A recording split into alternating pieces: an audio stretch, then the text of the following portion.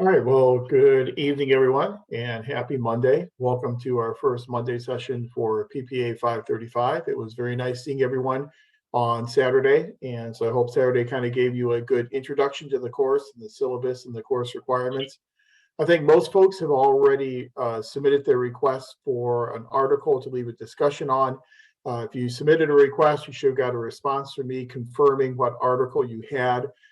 There are a few folks who have not yet signed up for an article, so let me go ahead and share out our spreadsheet so we're all on the same page with who is doing what. So let me just share my screen and I'll put this up here. Okay, so according to our spreadsheet, it looks like most of the articles have been signed up for. Again, tonight we're going to, in the second half of class, talk about the Constitution, and I will lead our discussion on that. Then for next week, we're going to continue our discussion of background and foundations of federalism. And so we have Federalist number 39, which is for Crystal, Federalist number 10, which is Faisal, the Federal System by Grodzins, that article is Karina's. It looks like no one has signed up for the Deal Right article yet, Models of National, State, Local Relationships. So if anyone's interested in signing up for that, if you haven't signed up yet, that one is available. If no one signs up for that one by next week, then I'll go ahead and lead the discussion on that one. And The Paradox of the Middle Tier by Martha Durthik, and Jack signed up for that one. So those are the ones that we're going to be doing for next week, and they can see all the rest of them. Hopefully, take a look through the spreadsheet. I provided it on our Beachboard site, and just double check and make sure that you're signed up for the correct article. But I was very careful in making sure everyone got the articles that they requested.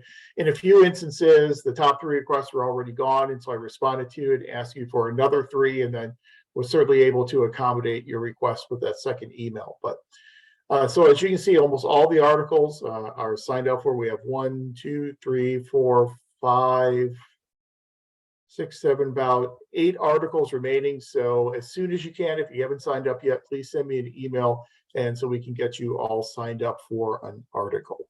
All right.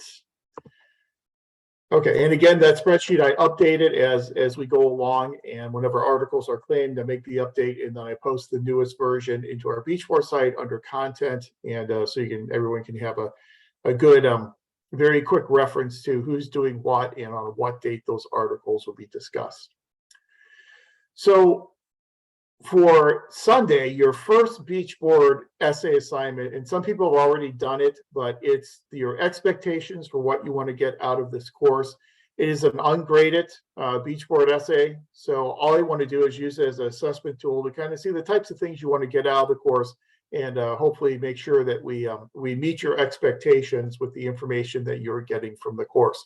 So you have that then due into Beachboard by next Sunday, the 13th. Okay, let me go ahead and share out again. And let me find our slides for tonight. Okay, so what we're going to do tonight is we'll have 2 parts of the class tonight. The first part of the class, I'll talk about some background information for intergovernmental relations and federalism. We'll talk about some key terms that we all need to have a good handle on to understand intergovernmental relations. Then we'll talk about the development of the Articles of Confederation, some of the weaknesses associated with the Articles, and some of the reasons why we then end up getting the Constitution we currently have today through the Constitutional Convention. And as we talk about that, we'll talk about, again, some of the causal factors for why we ended up with the federal system that we currently have. I don't want to steal a lot of thunder from people who are going to be leading discussions of articles for next week. So I'll tread very lightly and make sure I don't steal your thunder from your articles. Then we'll take a break, and then the second half of class, we'll go through the Constitution.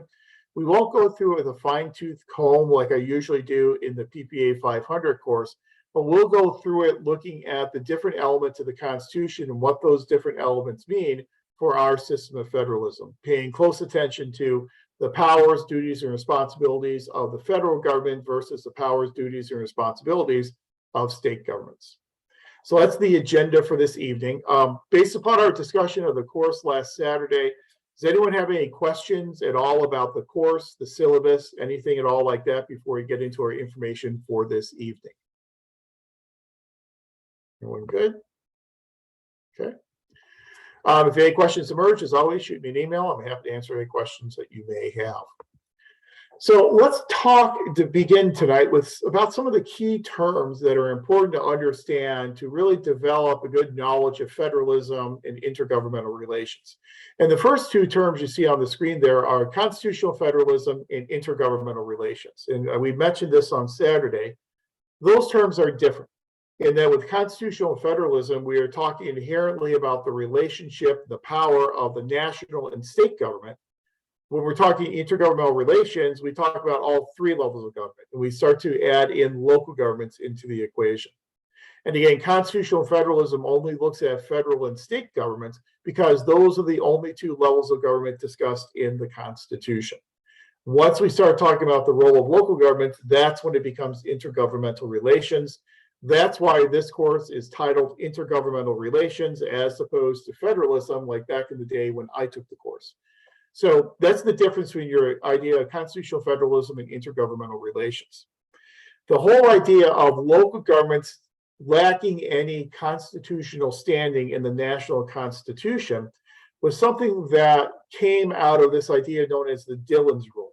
And back in the 1800s, there was an Iowa judge, John Dillon, and Dillon promulgated this idea known as Dillon's Rule. And in Dillon's Rule, Judge Dillon argued that local governments, because they have no protection in the national constitution, local governments are creatures of the state. States create local governments, states design local governments, states empower local governments, and the implication then is states can then also destroy those local governments. We know in most states, including here in California, there are incorporation requirements in order to incorporate yourself as a city. You have to meet certain population density requirements, and there have been instances where the state legislature has attempted to take city status away from cities, in some cities here in Southern California. There's a very prominent example of that with the city of Vernon recently, where the state legislature is looking at taking the incorporation status away from Vernon, taking its city status away because its population density is so low. You know, Vernon is primarily an industrial city.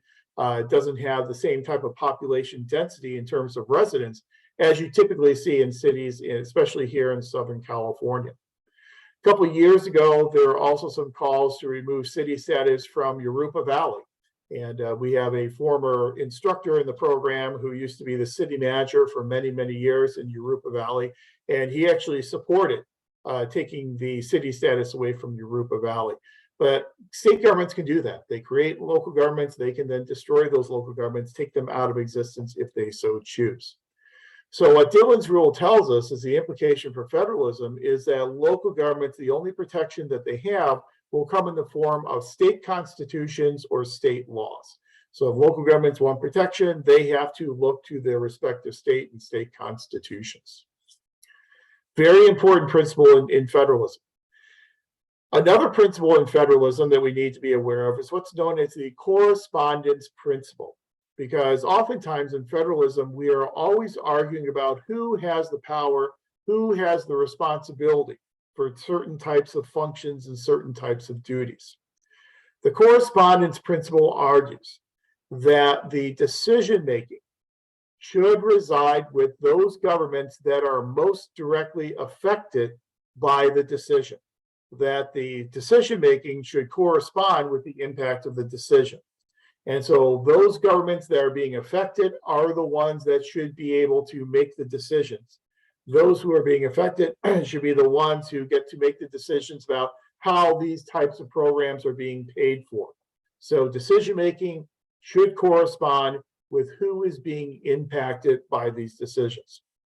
This correspondence principle we have seen prominently in different eras of federalism over the past 200 years.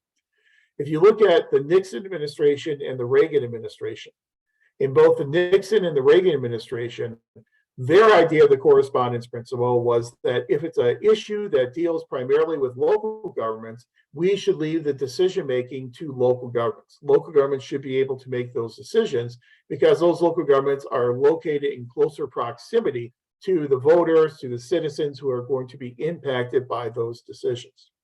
So with that correspondence principle in the Nixon and Reagan administration, it really argued for a decentralization and a devolution of power from the national level down to the local level to bring decision making as close to the people as possible. At other times, such as in creative federalism, the Johnson administration, the decision was that all these decisions should be made at the national level. They should be made in Washington, D.C., and then handed down to local governments in the form of either very specific categorical grants or very specific mandates and orders. So the correspondence principle, those who are impacted should be the ones who are making the decision. That's what we saw most notably in the Nixon and Reagan administration, less so in the Johnson administration and some other previous administrations that really want to centralize power within Washington, D.C. But who makes the decisions should correspond with who's being impacted by those decisions. And then the other term you see on the screen is what's called subsidiarity.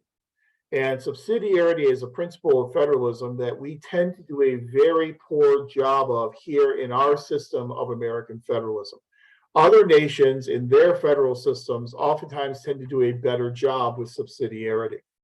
Subsidiarity says that if a parent government, so if the national government is going to tell a subnational government like a state or locality that they must take a certain action, they must do something, then it is incumbent upon the national government to provide the resources to take that action. So subsidiarity says if you're going to tell a government to do something, you need to provide them the resources to be able to carry that out. So primary example of a violation of subsidiarity would be something like an unfunded or a partially funded mandate. And unfortunately, the national government routinely violates subsidiarity when dealing with state governments, and state governments routinely violate subsidiarity when they are dealing with their localities. But there are other nations, you take another nation like Australia, for example, they have a system of federalism. They tend to do a much better job of providing resources to regional governments in order to carry out mandates that are being ordered upon them. Even in a country like Nigeria also has a very vibrant system of federalism. Again, adhere a little bit more to that subsidiarity principle than we tend to do here in the US. But with the correspondence principle and the subsidiarity principle, we are both arguing for decentralization and devolution of power, turning over decision-making and resources to subnational governments. Faisal, go ahead. Yeah, my question is along the lines of like cities of some cities in the the Valley, Northern California, like Oakland, that declared bankruptcy. Is there any mechanism from the federal or state level for them to go and salvage them or recover them or help them? Yeah, it's a really interesting question, the whole issue of bankruptcy and cities that declare bankruptcy. I actually have a colleague at UConn, the University of Connecticut. He has devoted most of his time over the past 2 decades to looking at the viability of bankruptcy for cities. The problem there is it's probably not going to be the national government that will have to step in. It's probably going to be more the state government that will have the responsibility for stepping in. And we've seen that when we've had cities go into default. And so we've had a lot of cities, Cleveland, Chicago to a degree, New York City, that have defaulted on their debts. And when they've defaulted on their debts, it's been the state that has stepped in to bail those cities out. And I think it's usually a responsibility more of the state than it is the federal government. Now, the problem, though, is the more that we have local governments trying to declare bankruptcy or local governments defaulting on their debt, the more strain it puts on state governments that have to step in and financially bail those local governments out. So if the state's going to come in and bail you out of your fiscal problems, the state's going to require something in return. So the state's going to come in and say, okay, we will bail you out of this financial problem, but we are going to require control. We're going to take control of your finances. So an example of that was in New York City. So New York City defaulted on its debt. its bond rating fell into the C range, which meant it was speculative debt. And so the state of New York stepped in to bail out New York City. But the trade-off was New York said, we'll bail out New York City, but we're also going to create this thing called a budget board. And this budget board will then have purview over all of the debt that you are planning on issuing in the future. So basically, if New York City wanted to borrow money for any type of a capital project, they would have to go through this board and get the approval of this board, essentially get the approval of the state before they would be able to do that. Another example here from California is school districts. School districts, if they become insolvent and they file what are called negative budgets, negative interim reports. If you have a negative report, it means that you're no longer able to pay your bills over the next 3 years. The state will come in and the state will then take over that school district. They will bail them out financially, but they will then put them essentially in receivership and they will take over the decision making. So all the decisions made by that school district would have to be vetted and approved through the State Board of Education or through the County Board of Education. So yes, it's oftentimes the state or the county that steps in to financially help out local governments, but there's always a price to be paid. And that price is a loss of autonomy in terms of decision making. But with correspondence and subsidiarity, we are arguing for decentralization and devolution in our decisions in our system of federalism. However, we know there's an economic principle called economies of scale. And with economies of scale, we can get better deals. We can save money when we buy things in bulk, when we buy things in volume. So the argument is if states all join together and buy things as a conglomerate, or if the national government does the purchasing and then reallocates down to the states, they can do it a lot cheaper. And so economies of scale would argue for centralization. Let's let the national government do it, and then we'll save money. It'll be done in a much more efficient way. So with economies of scale, we'd be arguing for centralization at the national level, but with the correspondence principle and subsidiarity, we'd be arguing for decentralization.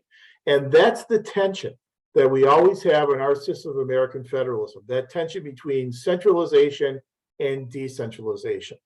And the concept of federalism, especially here in this country, is a very dynamic concept in that we really have an ebb and flow in our system of federalism between centralizing decisions and centralizing resources and decentralizing down to the state and the local level.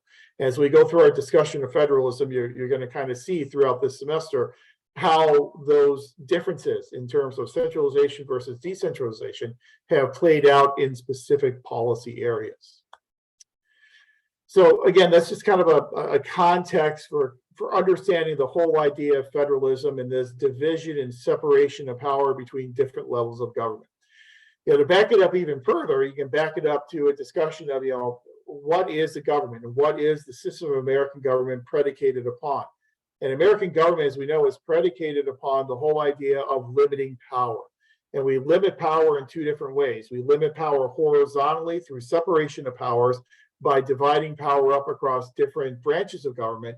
And then we also limit power through our vertical separation, which is our system of federalism. So both a horizontal as well as a vertical separation of powers. Faisal, go ahead. Yeah.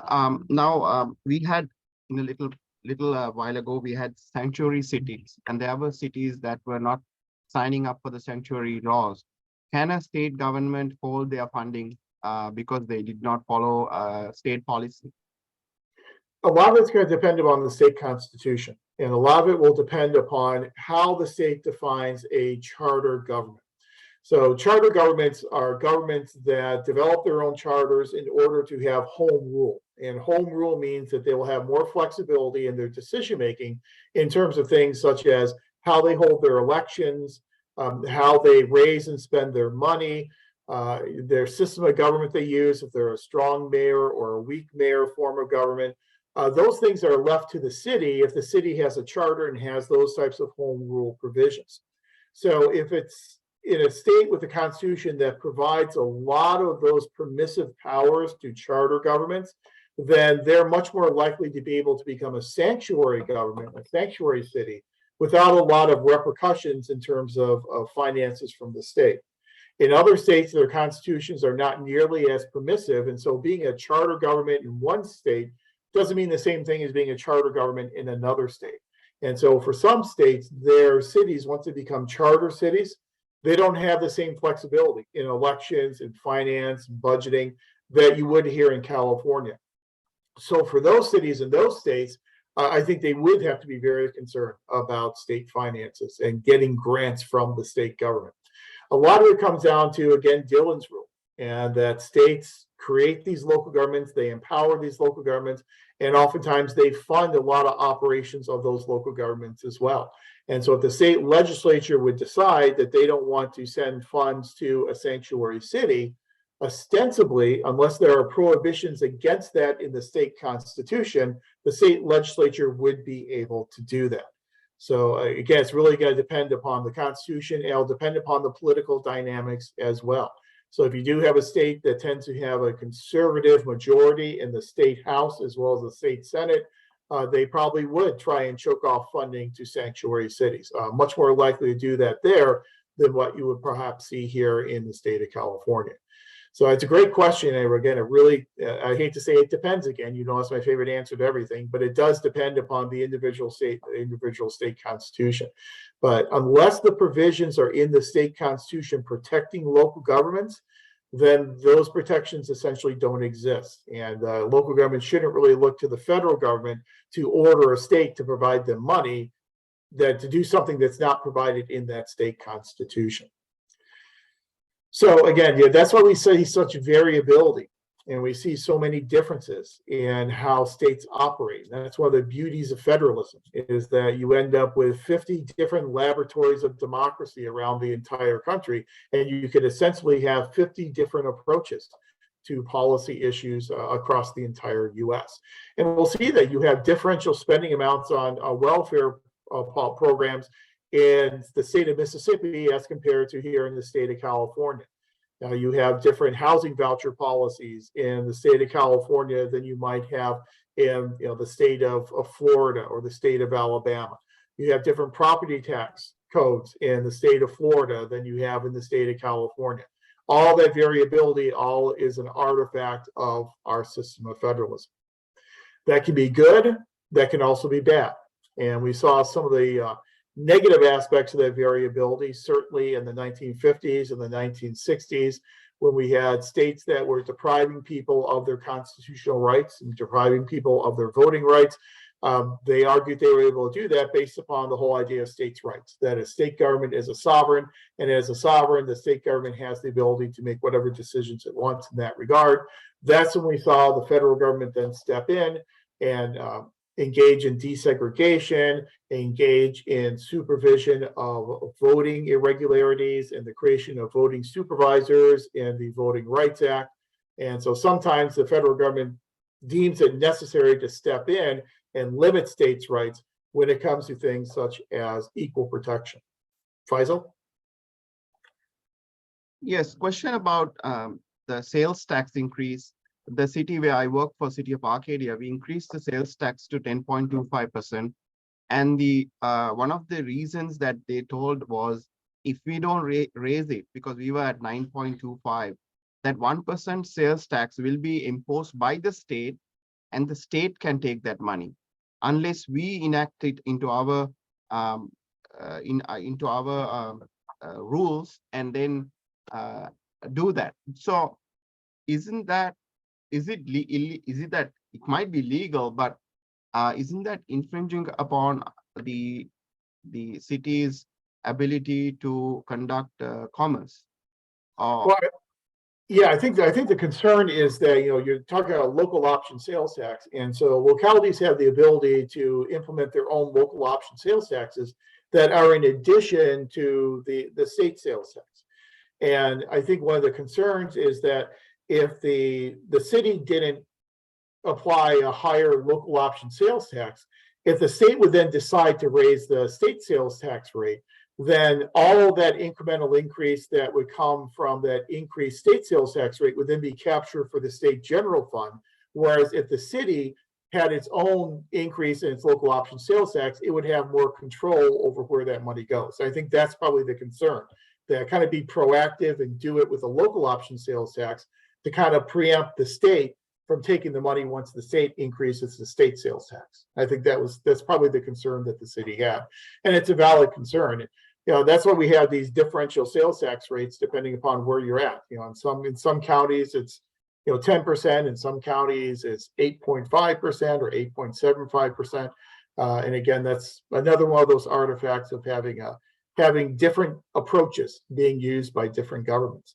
We have tens of thousands of local governments in this country, and that's part of our system of American federalism, which again then gives us, in theory, tens of thousands of different unique approaches that can be taken by those local governments across the country. So it's not just 50 states, it's tens of thousands of local governments as well. So it's really very much of a patchwork type of an arrangement that we have in our system of American federalism, which is a very unusual concept for some more other unitary types of governments. I don't know if I mentioned on Saturday, but a few years ago in the program, we had some students from Saudi Arabia. And students from Saudi Arabia were coming from a much more unitary type of political culture, more unitary type of system. And it was a really unusual concept for them to think about having all these tens of thousands of different approaches and policy approaches here in our patchwork system of American federalism as compared to what they had back home. So, I mean, again, it's kind of an unusual system of federalism that we have in this country. And we'll talk throughout this course about why we have such an unusual system. And is unusual by design, or is it unusual because of the way in which it has evolved? And we'll see in some of the articles we will read in this class that some of the tools that we use in federalism that create this variability, we have those tools because they were politically expedient, because they made political sense. And that's kind of just the way in which our system of federalism has grown and evolved over the past 200 years. So whenever we talk about federalism and our system of federalism is predicated in social contract theory. And you're all very familiar with social contract theory and John Locke, one of their social contract theory. Power resides with the people. People enter into a contract with their government, and that contract says that people will voluntarily give up some of their rights and their powers to the government. The government will then agree to use those powers judiciously to provide for society. That's this social contract that we enter into with our government. Our social contract obviously takes the form of a constitution. So if we want to understand our system of federalism, we have to first understand the constitution, the contract that exists between people and their government. As you all also know, we've had a couple of different contracts, a couple of different constitutions in our history. Our first constitution was the Articles of Confederation, and I provided a link to the articles for you to peruse before class tonight. Again, you didn't have to go through it in painstaking detail. I just wanted you to kind of be exposed to the first contract, the first constitution we had as a country, and the federalism system established under the Articles of Confederation as compared to the system of federalism that was established under our current Constitution. And in your reading of the Articles of Confederation, I'm sure a few things jumped out at you. One thing that you probably noticed pretty quickly is that the national government that was established under the Articles of Confederation was a very weak national government. Essentially, you had a unibranch government, you had a Congress. The Congress, however, was not a formal institution like we know it today. When you read the Articles of Confederation and you see the word Congress used, the word Congress in the Articles was used primarily in the form of being a meeting. And so a Congress is a meeting. So tonight we're having a Congress of PPA 535. Essentially what the article said is that the United States was the United States when the states got together and met together in this Congress, in this meeting. So you didn't have the national institutions that you have coming out of our current Constitution. You didn't have that national judiciary, that you have coming out of Article 3 of the current Constitution. You didn't have an independent executive coming out of Article 2 of the current Constitution. And in your Congress that you had in the Articles of Confederation was, again, just when the states got together in this meeting, that's when it was considered to be a Congress. So it was a weak national government. The national government had a lot of trouble in terms of trying to establish any type of national defense, had trouble trying to regulate commerce, had trouble trying to coin money. We had different currencies being used by different states, by different colonies. We had states that were really pretty much at war with each other over territory. Pennsylvania and Virginia for years have been battling over territory, in that Virginia looked at itself as extending all the way as far as you could, as far as anyone knew. The west would go. Pennsylvania had the same idea, and so they both claimed the same land. So you had problems that you didn't have this strong national government. You didn't have a true independent executive branch. The president essentially came from Congress. It was kind of like a weak mayor form of government. That's the kind of the analogy of it. So you didn't have an independently elected president with independent powers and an independent executive branch. I think what is most telling is the language that's used in the Articles of Confederation. So in the Articles of Confederation, they refer to this confederation as being a firm league of friendship. So all the states are joining together into a firm league of friendship. That is a much weaker pronouncement of an association than actually being a nation. So they were in this firm league of friendship with each other. They would support each other, but it wasn't really the United States of America as we know it today. In fact, the United States of America, that term as a proper noun, was only used one time in the Articles of Confederation. So the articles say the style of this confederation will be or shall be the United States of America. Essentially what we're saying is the title, the name of this confederation will be the United States of America. Subsequent to that, throughout the rest of the Articles of Confederation, whenever United States was used, it was usually used in lowercase, and it was usually used with the terms the United States in Congress assembled. And that's how we refer to the United States of America, the United States in Congress assembled. So the states were united together when they got together in this Congress, when they got together in this meeting. So it wasn't the same type of national government by any stretch of the imagination that we ended up getting with the Constitution that we currently have today. But the Articles of Confederation, it was a very loose confederation, a very loose league of friendship, but that was our original arrangement, our original Constitution. Another problem that we had with the Articles of Confederation is that if we wanted to amend the Articles, if you wanted to change the Articles, we could only amend the Articles with a unanimous vote of all 13 states. So all states had to agree in order to amend the Articles. Getting a unanimous vote is always a difficult thing to do. So even if we saw flaws in the article, it would be very difficult for us to amend it without a complete unanimous agreement of all states involved. So we had in policy, and you've had the policy class before with Dr. Matthews, and so you understand how policies get formulated. You also understand the John Kingdon model of policy formulation and agenda setting, that policies oftentimes get made and major changes to policies occur when we have a triggering event. And so a triggering event occurs that opens up a policy window, a window of opportunity that then affords us the opportunity to make major changes to our policies. In the 1700s, after the ratification of the Articles of Confederation, we had that type of triggering event known as Shays' Rebellion. If you remember back to your American government classes, your American history classes, Shays' Rebellion was a rebellion that was led by a retired Army captain by the name of Daniel Shays.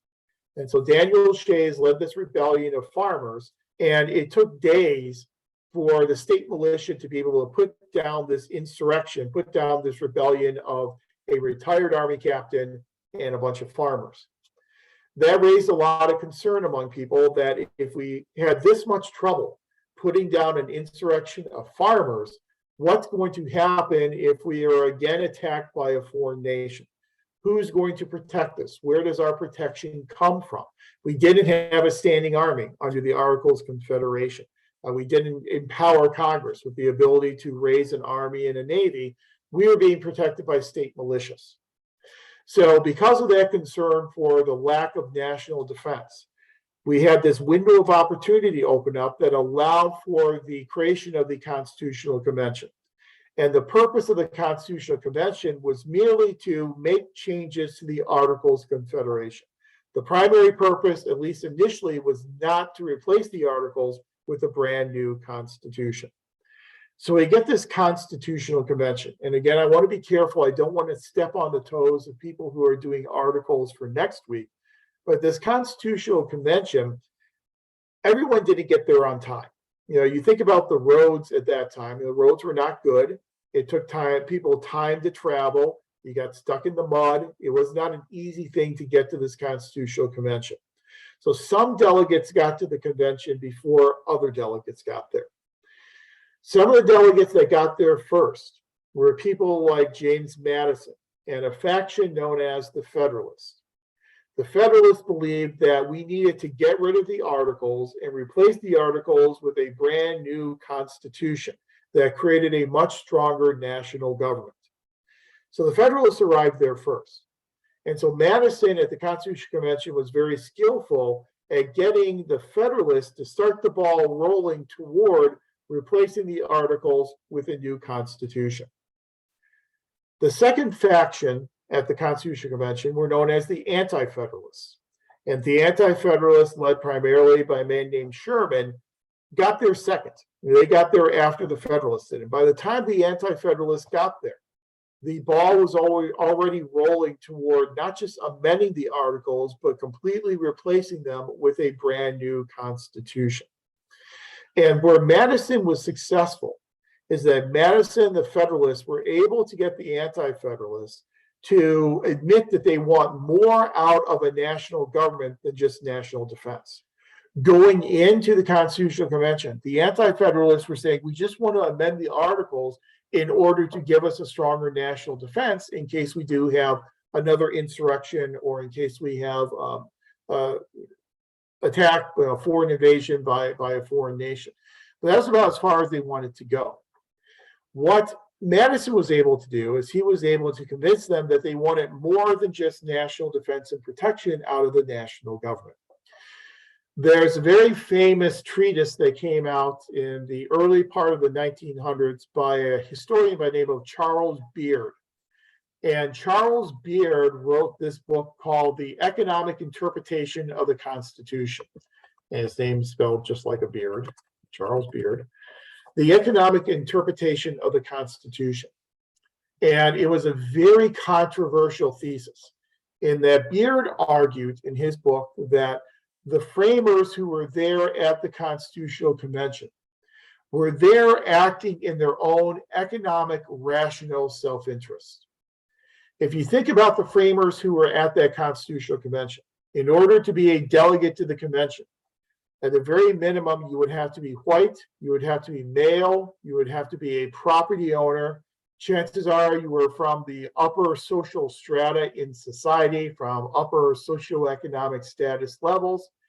The people who were there as delegates at the Constitutional Convention, they were the creditors. They were the ones who had loaned money to make the Revolutionary War and independence possible. So they were the ones who wanted to get their debts repaid. Beard argued that they were there to try and enhance their own economic self-interest, and that helps to explain why they were eventually willing to get rid of the Articles and create this new constitution with a stronger national government that could coin money and that could borrow money and that could repay debts so they could get their debts repaid. Now, again, that was a very controversial thesis because a lot of people didn't like the idea of the delegates of the Constitutional Convention being there for their own rational economic self-interest. So there was a lot of pushback on that thesis from other members of the discipline of history. So other historians pushed back on it and said that wasn't true. They were there for more altruistic reasons. Where history had kind of come down as a field in terms of the motivation of delegates at the Constitutional Convention is that they were there indeed for economic interests, but they were there more to argue for the economic interests of their states as opposed to their own individual economic interests. So it's more they were there advocating for the economic interests of their states than for themselves. But even if they were there arguing for the economic interests of their states, it would make sense to have a stronger national government in order to provide for that economic self-interest. And so once Madison was able to tap into the fact that the Anti-Federalists wanted more out of a constitution than just national defense, then it was essentially game over. And there was agreement that we had to get rid of the articles. It was a flawed document, and then replace it with this new constitution. So at the Constitutional Convention, as they were working on this new constitution, again, there were a lot of conflicts that were occurring among delegates at that Constitutional Convention. And there were three main differences and three main areas of debate going on at the convention. The first conflict at the convention was the conflict between small states and large states. And you're familiar with this from your American government classes. Small states wanted equal representation in Congress. Large states wanted proportional representation. Under the Articles of Confederation, we had a unicameral Congress in that it was a one-house Congress. Well, you had the small states that put forth what was called the New Jersey Plan. It called for equal representation in a new Congress. The large states put forth what was called the Virginia Plan, which called for a proportional representation in Congress. And we ended up then getting the Great Compromise, the Connecticut Compromise. The Connecticut Compromise is what created the bicameral legislature, a House of Representatives and a Senate, a House of Representatives with proportional representation, and a Senate with equal representation. But this is important for us in our study of federalism because we can see the different wants, needs, and desires of big states versus the wants, needs, and desires of smaller states. Smaller states were concerned if everything was done under proportional representation, they would just end up being railroaded by the larger states, and they would end up paying more than their fair share to repay the debts from the Revolutionary War. So that's why they wanted equal representation. Large states felt since they had more population, they should have more representation. That's why they wanted proportional representation. Connecticut Compromise gives us our bicameral legislature. So states' interests are at the very heart of the creation of this bicameral Congress that comes out of this Constitutional Convention. But that was one major difference, one major debate between large states and small states. One of the reasons why we have an electoral college today is to protect the interests of small states. And small states were concerned if everything was done on popular vote, they had fewer residents, so then therefore they would have less of a voice. However, with the electoral college, they would have much more of a voice in the election of the president. A second major conflict, obviously, were between slave states and non-slave states. Slave states, especially southern states, slavery was the basis of their economy. So obviously they were making their argument for the economic self-interest of those people who were running those southern slave states. Non-slave states obviously didn't have as much of a vested interest in maintaining the institution of slavery. In this manner, the delegates of the convention came up with two different compromises to try and find a compromise between slave and non-slave states. Obviously, the compromises were woefully inadequate, and the compromises led to laying the seeds for the eventual Civil War. The 3/5 compromise and the prohibition against banning the slave trade until 1808. So whereas with the conflict between large and small states, we came up with a pretty ingenious model of a bicameral legislative body in terms of dealing with the conflict between slave and non-slave states. Obviously, their compromises were but the least to say were woefully inadequate. Then you had a third conflict, and that third conflict were between what we call the Federalists and the Anti-Federalists, as we spoke of a few minutes ago. Federalists believed that we need a new constitution to create a stronger national government. Anti-Federalists were very dubious of a national government. They really believed in states' rights and state sovereignty.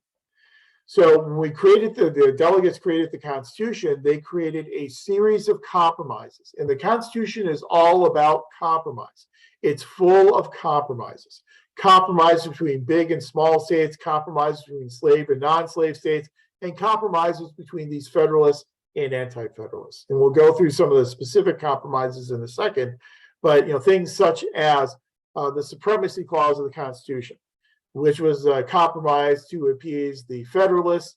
And then we had the Bill of Rights, especially the 10th Amendment, the Reserve Powers Amendment, that was meant to appease the Anti-Federalists. Enumeration of powers, limitation of powers of Congress that were meant to appease the Anti-Federalists, and then a necessary and proper elastic clause in Article 1, Section 8 that was meant to try and appease the Federalists. Whenever you have a document that consists of a series of compromises, you're going to have a lot of confusion, you're going to have some contradictory language, and you're going to have a lot of discussion and disagreement over what that Constitution means and which compromise is more important than which other compromise. And we'll talk about how some of that played out throughout the history of American federalism. So we end up getting this Constitution, which is the series of compromises between these different factions. Even though it was a series of compromises, it was ratified relatively quickly by 10 states. Now, all it needed was 9 states to ratify it for the Constitution to go into legal effect. Very quickly, you had Delaware, Pennsylvania, New Jersey, Georgia, and Connecticut all ratify the Constitution. And then the next year, you had Massachusetts, Maryland, South Carolina, New Hampshire, and Virginia. That gave you 10 out of 13 states. That made the Constitution go into effect and made the Constitution legally binding. The problem is, with that list of states, there's one major state that was missing, and that was the state of New York. The state of New York was not ratifying the Constitution because there was a great deal of fear that the Constitution was creating too strong of a national government. And there needed to be more protections for individuals as well as more protection for state sovereignty. And that's where we ended up getting the Bill of Rights, the first 10 amendments of the Constitution, and we also ended up getting the Federalist Papers written by Alexander Hamilton, John Jay, and James Madison. The purpose of the Bill of Rights, the purpose of the Federalist Papers, was to try and convince the citizens of New York to support this new Constitution and that they really had nothing to fear in this new Constitution. And you'll see as you read the Federalist Papers, several times throughout different Federalist Papers, the framers make the argument that this Constitution is nothing new. The creation of a president, an independent executive, is nothing new. You see that in your states. You have an independent governor. So this is nothing to be afraid of. Having 4-year terms for a president or 6-year terms for a member of the Senate, again, nothing to be afraid of, because in a lot of states they have longer terms than even those terms that were included in the Constitution. So it was really a sales pitch to try and convince people in New York and these anti-federalists to support and ratify this new Constitution. I'm not going to delve too deeply into the Federalist Papers because, again, we have 2 of them that are on the agenda for next week. I don't want to steal anyone's thunder, but as we go through those Federalist Papers, you'll kind of see how the arguments were crafted in order to convince people to not be afraid of the new Constitution and to support the creation of a new, stronger national government. So we end up with this Constitution and these 10 amendments that are really, as we said, this series of compromises that have competing provisions in them, provisions that contradict and compete with each other. So some examples of that, as we'll see in Article 1, Section 8. Article 1, Section 8 is when we talk about the powers of this new Congress, this new bicameral Congress. We spend most of the time in Article 1, Section 8 enumerating the powers of Congress. And anytime you enumerate something, you are listing it. So we are listing the specific powers of Congress. When you list the powers, what you are doing by definition is you are limiting those powers, because by saying Congress can do this, this, this, and this, the assumption is that anything that is not listed there, anything that is not enumerated to Congress, is not a power that Congress has. And that's a power that belongs with the states. So anytime you list powers and enumerate them, you are limiting the power of Congress. So that was a nod to the Anti-Federalists. But then at the end of Article 1, Section 8, we have the elastic clause, that Congress shall make all laws necessary and proper for carrying into execution these powers, the foregoing powers, and all other powers vested in it by the Constitution. In other words, Congress can do anything that it needs to do, anything it deems necessary and proper to allow it to carry out all these powers we have enumerated earlier on in Article 1, Section 8. So that elastic clause is a broad grant of power to Congress, allowing them to do anything that is necessary and proper, that they deem to be necessary and proper. Obviously called the elastic clause because it has been used by Congress to greatly expand congressional power over state governments, eventually over local governments, over citizens, over businesses, over the economy. That's really the elastic clause, is what Congress has used to greatly expand its power. So on one side, we limit power. On another side, we provide this broad grant of power to do anything necessary and proper. And those two competing provisions are all in one section of the Constitution. They're all found in Article 1, Section 8 of the Constitution. Article 6 of the Constitution gives us what we call the Supremacy Clause, that the Constitution, laws, and treaties of the United States are the supreme law of the land, meaning that when a state constitution or law comes into conflict with the national constitution or law, the national constitution or law will win out over the state. A very strong statement, if you will, of national government power. But you contrast that then with the 10th Amendment to the Constitution, the Reserve Powers Amendment, that says that any powers that are not given to Congress nor denied to the states belong to the states and the people. So there you're saying if we don't give it to Congress, we don't give it to the national government, then those powers belong to the states. So on one side, national law is supreme. On the other side, we have to have state sovereignty as well. And that if it's not something given to Congress or the national government, then it belongs to the states and or the people. So whenever you have those types of competing provisions in any type of a document, especially in a constitution, you're going to have a lot of disagreement. You're going to have a lot of conflict over the interpretation of what that constitution actually means. And it's important to note that those first 10 amendments to the Constitution, the Bill of Rights, it was supposed to be the first 11 amendments. There was an 11th amendment there that never got ratified. It was an amendment by James Madison. It did get ratified with the other 10. It didn't get ratified until over 200 years later, and ended up becoming the 27th Amendment. Really unique type of situation where there was no sunset provision on it. It was an amendment to limit the ability of Congress to raise its compensation until it stands for re-election. You can't get a raise as a member of Congress until after you've already stood for re-election. That was written by James Madison, was supposed to be included in the Bill of Rights, didn't get ratified until much later in the 27th Amendment. So in this series of compromises in this Constitution, what does it tell us about the distribution of powers and responsibilities between federal and state governments? Again, we're using the term federal and national interchangeably tonight. You'll see as you read some of the articles in the class, the framers had a different definition of what they consider to be federal than we do today. When we say federal today, we usually are talking about the national government. We use it interchangeably, national, federal government, the same thing.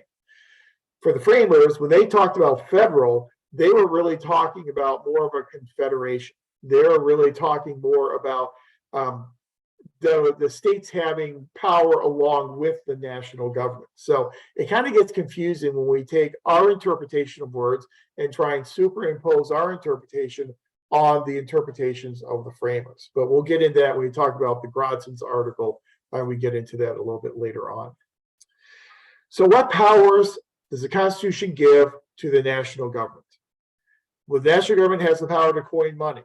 Congress has the explicit power to coin money in Article 1, Section 8 of the Constitution. Congress has the power to enter into treaties, the sole power to enter into treaties along with the president.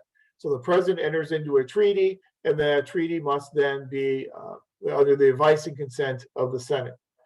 So that's something that the Senate has and the president have at the national level that state governments do not have. The regulation of interstate commerce, another very important enumerated power in Article 1, Section 8 of the Constitution. Congress has the ability to regulate interstate commerce, regulate commerce between the states. Congress has the right to provide for an army and navy. Congress has the sole power to declare war. Presidents can initiate military actions, but presidents cannot declare war. If the president wants a declaration of war, the president must go before a joint session of Congress and ask for that declaration of war, and that declaration must be provided by Congress.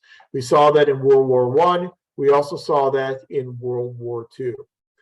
And just an interesting note, there was one member of Congress that voted against both World War I and World War II, and that was someone by the name of Jeanette Rankin. She voted against both declarations of war, and for World War II, she was the only member of Congress who voted against the declaration of war. The issuing of patents, that's something that belongs to the national government. The admission of new states into the Union, that's a power that solely resides with the national government. And then the ability to make all laws necessary and proper is a power that resides solely with the U.S. Congress. So there are certain powers that are certainly under the domain of the national government. Then there are some powers that are within the domain of state governments.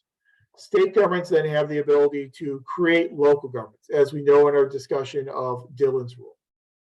States have the ability to regulate trade within their states. So intra-state trade, trade that occurs within the boundaries of that state. States have the ability to conduct elections. And we have a big election, midterm election coming up tomorrow. As we've become painfully aware of over the past few years, the states have the ability to control their own elections. And again, we'll see what happens tomorrow in terms of people accepting the results of elections, but states have the ability to conduct their own elections. States have the ability to ratify amendments. As we know, whenever we have an amendment to the Constitution, typically the method we use is we have a proposal of the amendment by 2/3 of the House and the Senate, and then a ratification by 3/4 of state legislatures. So the states have the ability to ratify amendments. And then the 10th Amendment reserve powers. All powers that are not explicitly given to the national government are reserved for the states or the people. And then we have this bunch of powers that are shared between national and state levels. Taxation is a power that is shared between national and state governments. Congress has the ability to levy taxation. Under the original Constitution, taxation had to be apportioned according to population, so that larger states would have to end up paying more in taxation than smaller states. That was obviously gotten rid of with the 16th Amendment to the Constitution, and the 16th Amendment to the Constitution says that Congress may levy taxation on any source whatsoever without apportionment. So Congress has the ability to tax. We know state governments have the ability to tax as well. State governments tend to be reliant more on the sales tax and more on the income tax. Federal government tends to be much more reliant, if not almost exclusively, on the income tax. Another shared power is the ability to borrow money. The federal government, Congress, borrows money. We're all painfully aware of how much money the Congress borrows. We also know that state governments have the ability to borrow money as well. National and state governments both have the ability to create courts. Article 3 of the Constitution created only one court, and that was the U.S. Supreme Court. All other courts inferior to the Supreme Court were all left up to Congress to create. Congress did that in the Judiciary Act. So Congress created all the courts in the federal judiciary with the exception of the US Supreme Court. We know that there's a state government court system where states have the ability to establish their own court systems, and court systems in different states will look different from each other. But every state has the ability to establish their own state court systems. And then spending for the general welfare, both the national government as well as state governments have the responsibility to spend money, hopefully in a judicious manner, to provide for the general welfare of society. So some general powers are for the national government, some general powers reserved for state governments, and some powers that are shared between both levels of government. The specifics about which powers belong to the national government, which powers belong to state governments, all will come from our reading of the Constitution. And so in the second half of class tonight, what I'd like to do is go through the Constitution, all 7 articles, all 27 amendments, but to do it with an eye on what it means for American federalism and which level of government has power for which certain types of duties, responsibilities, and activities. Now, before we leave our discussion, this general discussion of the foundation and background of American federalism, one more thing that I think we need to talk about before our break is you pick up again on this theme of the dynamic nature of federalism and how federalism has changed over the years. And federalism today looks a lot different than how federalism looked in the last part of the 1700s and the early part of the 1800s. And depending upon the federalism scholar that you talk to, different federalism scholars will have different eras of federalism that they will refer to. So just briefly here, I'd like to introduce you to some of the different eras in the development of federalism and how federalism has changed over the past 200 years that we can kind of use as a frame of reference then moving forward in the class. So the first phase or the first era of federalism is oftentimes referred to as dual federalism. And I'll put this in our text chat. What's known as dual federalism, and there we're talking about late 1700s up to the Civil War, so up to 1861. This era known as dual federalism. In dual federalism, we had 2 different levels of government, national government and state governments, and those 2 levels of government were separate from each other. National government had its sphere of influence and duties. State governments had their own sphere of influence and their own duties, and never the 2 shall meet. When we do the Deal Right article and we look at the models of federalism, this is what we're going to end up referring to as coordinate authority model. It's a dual federalism approach, 2 levels of government, both doing separate types of things. And that leads us up into the Civil War. Once we get through the Civil War, and we get into the aftermath of the Civil War, and we move into Reconstruction, we move into a separate era of federalism, a second era of federalism known as competitive federalism. And competitive federalism runs from the end of the Civil War, if I can type, the end of the Civil War, up to the 1930s and the New Deal. In the era of competitive federalism, the Civil War is over. And the whole idea of states being sovereign and being able to leave the Union, that idea was dead at the end of the Civil War with the defeat of the Confederacy. Remember that leading up to the Civil War, Southern states were very disaffected by laws being passed by Congress. They felt that Congress was going to disassemble, and rightly so, the institution of slavery. And they started ignoring a lot of these laws that were coming out of Congress. So much so that they eventually ended up seceding from the Union. And the whole idea of secession was predicated upon state sovereignty, that the states created the Constitution, the states created the Union. As the states created the Union, they then had the legal ability to then leave the Union if they chose to do so. And that was the legal basis for secession. Once the Civil War is over, that whole idea of states can legally secede from the Union, that idea is then dead. And so we move into an era known as competitive federalism. In competitive federalism, you still had two different governments, national and state, that had their own spheres of influence and were doing their own things separately. The difference, though, is in competitive federalism, the sphere of influence for the national government expanded and the sphere of influence for state governments contracted. So the national government started getting more and more involved in states that in the past, and the things in the past that had been left to states and left to private business. So we had the national government getting involved in the regulation of interstate commerce. We had the creation of the Interstate Commerce Commission. We had the national government getting involved in regulation of workplace safety. National government getting involved in the regulation of food safety and food quality. National government getting involved in the regulation of pharmaceutical drugs and pharmaceutical medication. So you saw the national government getting involved in all these other aspects of the economy and regulating all these other aspects of the economy and greatly expanding its sphere of influence. At the same time, the state sphere of influence started to contract. It was kind of this, in game theory, what's called a zero-sum game, that if one party is going to increase its power, it's going to do so at the detriment of another party. So as the national government expanded its power, it did so at the reduction in power on the part of state governments. Hence the reason why it became a competitive era of federalism.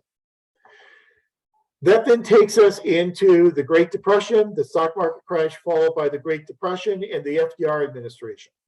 You know, when FDR came in, FDR started his New Deal programs, the creation of all these alphabet agencies and all these different programs to try and help state and local governments pull themselves out of the Great Depression.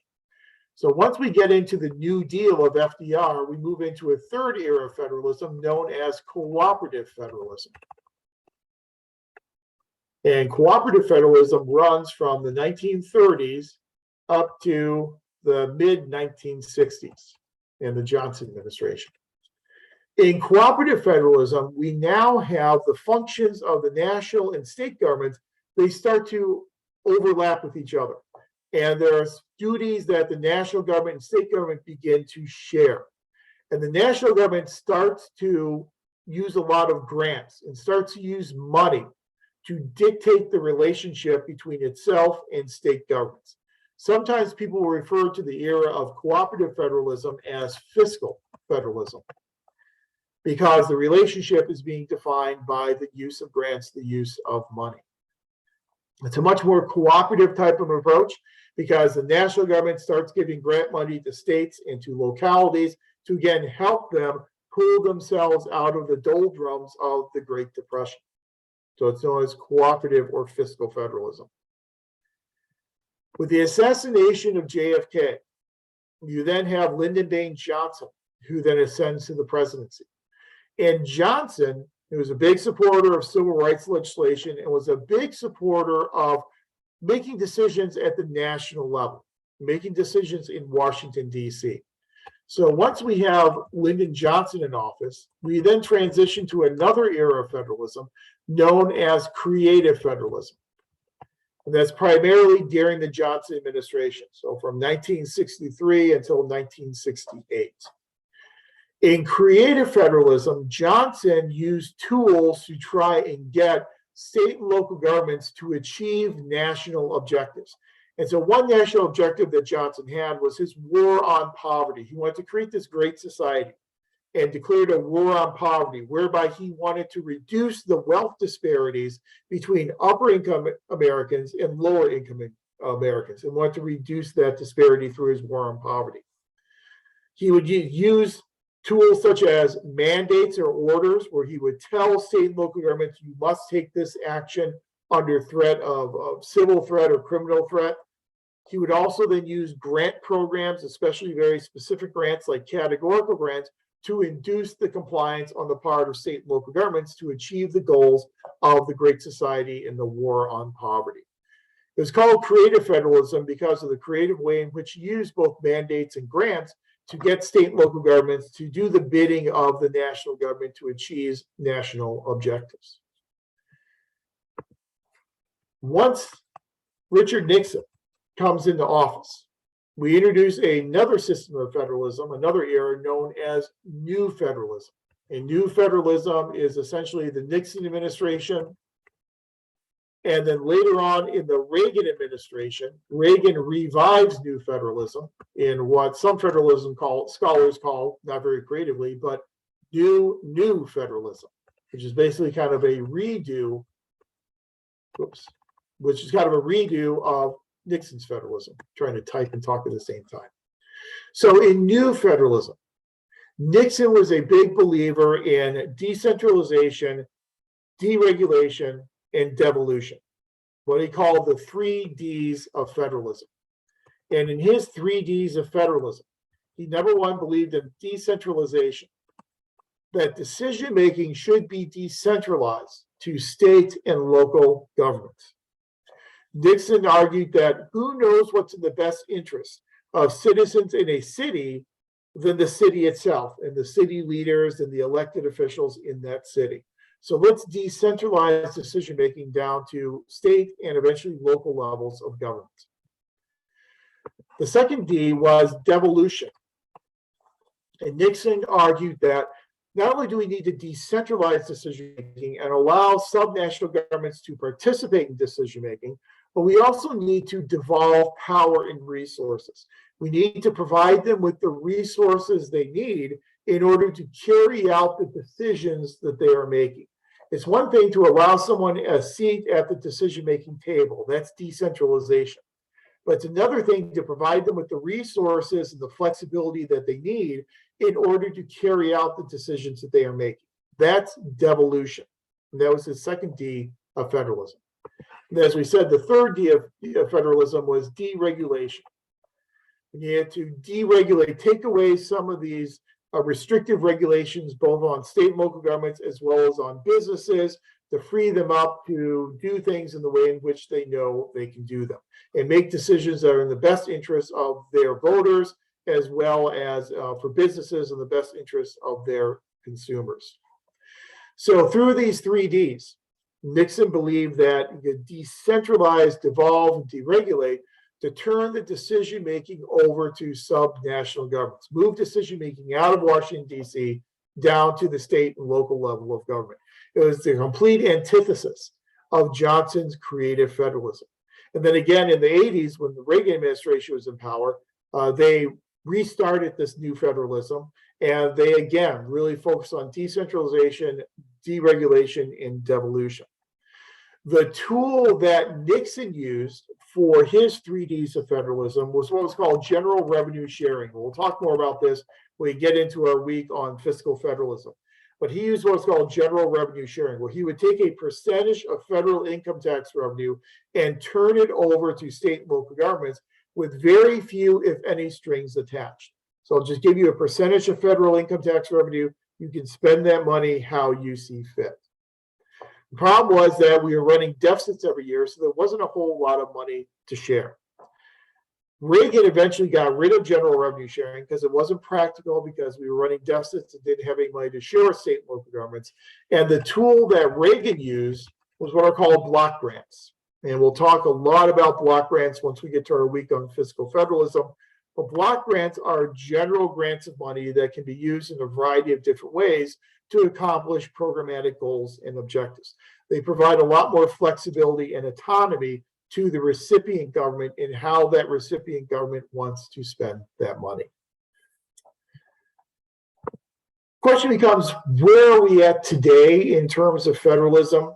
I argue, and again, this is my term, is that we are more in an era known as contextual federalism, where our view of the proper roles of national, state, and local governments will really be dependent upon the context of the issue that we are dealing with. It's not so much an ideological question today as it is an issue-based question. So for some administrations, if we're dealing with an issue such as public safety, they may take one approach to federalism that would be much different than if they were dealing with education, or if they were dealing with housing policy, or if they were dealing with welfare policy. And so the approach of which level of government should have power is no longer an absolute. It really depends upon the relevant issue. And again, I don't want to get into this too far tonight because we're going to talk about it in the future week, but just to give you couple of quick examples. In the Clinton administration. The Clinton administration witnessed the whole-scale change to welfare policy. We had this thing called the Personal Responsibility and Work Opportunity Reconciliation Act, otherwise known as welfare reform. Welfare reform was designed to turn responsibilities and turn power and decision-making over to state governments. That yes, we wanted state governments to move people from welfare to work, but we designed our grant programs to allow them to use the money in a variety of different ways to help move people from welfare to work. So if they wanted to use their federal grant money for job training, they could do that. If they want to use it for childcare, they could do that. They want to use it for computer literacy programs, they could do that as well. They could decide how to spend the money. Again, decentralizing a lot of that decision-making down to state and local governments. But then another issue in the Clinton administration that was the exact opposite was the attempt to try and create uniform, what we call blood alcohol content levels, or BAC levels. And a blood alcohol content level, as you probably all know, is the level for determining whether or not someone is driving impaired. And so what the Clinton administration wanted is the Clinton administration wanted every state in the country to have a 0.08 blood alcohol content level. Now, different states had different blood alcohol content levels. Some had 0.10, some had 0.12. He wanted every state to have a 0.08 blood alcohol content level. The problem, though, is that for him, the national government does not have any constitutional ability to require states to adopt the 0.08 national blood alcohol content level. So instead, what he did is he threatened that if a state does not reduce its blood alcohol content level to 0.08, then we're going to take federal transportation money away from you. It was kind of this stick approach. If you don't do what we want you to do with blood alcohol content levels, we're going to take federal highway funds away. That was a very nationalizing type of approach. He wanted to force all states to have a 0.08 blood alcohol content level. So when it came to drunk driving laws, the Clinton administration wanted to centralize power at the national level. When it came to something like welfare reform, the Clinton administration wanted to decentralize, along with Republicans in Congress, wanted to decentralize decision-making over moving people from welfare to work to state and local governments. So it really was very much issue dependent. And we can go through the Obama administration. There are examples of that occurring in the Obama administration as well. Every administration, it seems like recently, since at least the Bush administration, has really been taking a very issue-specific approach to which level of government should have the power. So I think the moral of the story is it's no longer ideological, it's more issue-based. So we were talking about dual federalism and competitive federalism and cooperative federalism and creative federalism and new federalism. Those decisions were very ideological in nature. You know, either almost everything done at the national level or almost everything done at the state or local level. Now, today, it's much more contextual. It really depends upon the issue, whether it should be something at the national level or something at the sub-national level. That's important because it means that it has become more difficult to study federalism today than it was in the past. When it was an ideological decision, you basically just had to know the party affiliation of that person in power. Today, you need to know what they feel about that individual issue because their approach to federalism will probably differ depending upon the issue that they are dealing with. But I just kind of want to present those different eras in terms of the development of federalism now, because next week, when we get into our discussion, especially of the models of federalism, the Deal Right article, we're going to talk again about these different eras of federalism when we present the three different models of federalism: coordinated authority, overlapping authority, and inclusive authority model. And we'll be able to link those models then up to these different eras of federalism that we just talked about tonight. But it's important to know that, again, our interpretation of federalism is a dynamic one. And oftentimes that dynamic interpretation is going to come to us not just from presidents, not just from majorities in Congress, but most notably from the Supreme Court. And throughout the course, we will highlight some important Supreme Court cases where at times the Supreme Court has sided with the national government, and at other times the Supreme Court has sided with state and local governments in terms of who should have the power and the responsibility over different types of issues. So that's kind of our introduction to federalism as a concept here in the US. Again, we're going to return to these concepts as we move through a lot of our articles later on in the class, but it's 7:20, so let's go ahead and take a break. And then after the break, we'll come back. I'll pull up the Constitution and we'll go through the Constitution and look at the different parts of the Constitution and what they have to say about this balance of power in American federalism between national, state, and not that it's mentioned in the Constitution, but eventually local governments. So let's say take about a 15-minute break, come back at 7:35, and then we come back at 7:35, I'll pull up the Constitution and we will talk about the Constitution. So see you in about 15 minutes.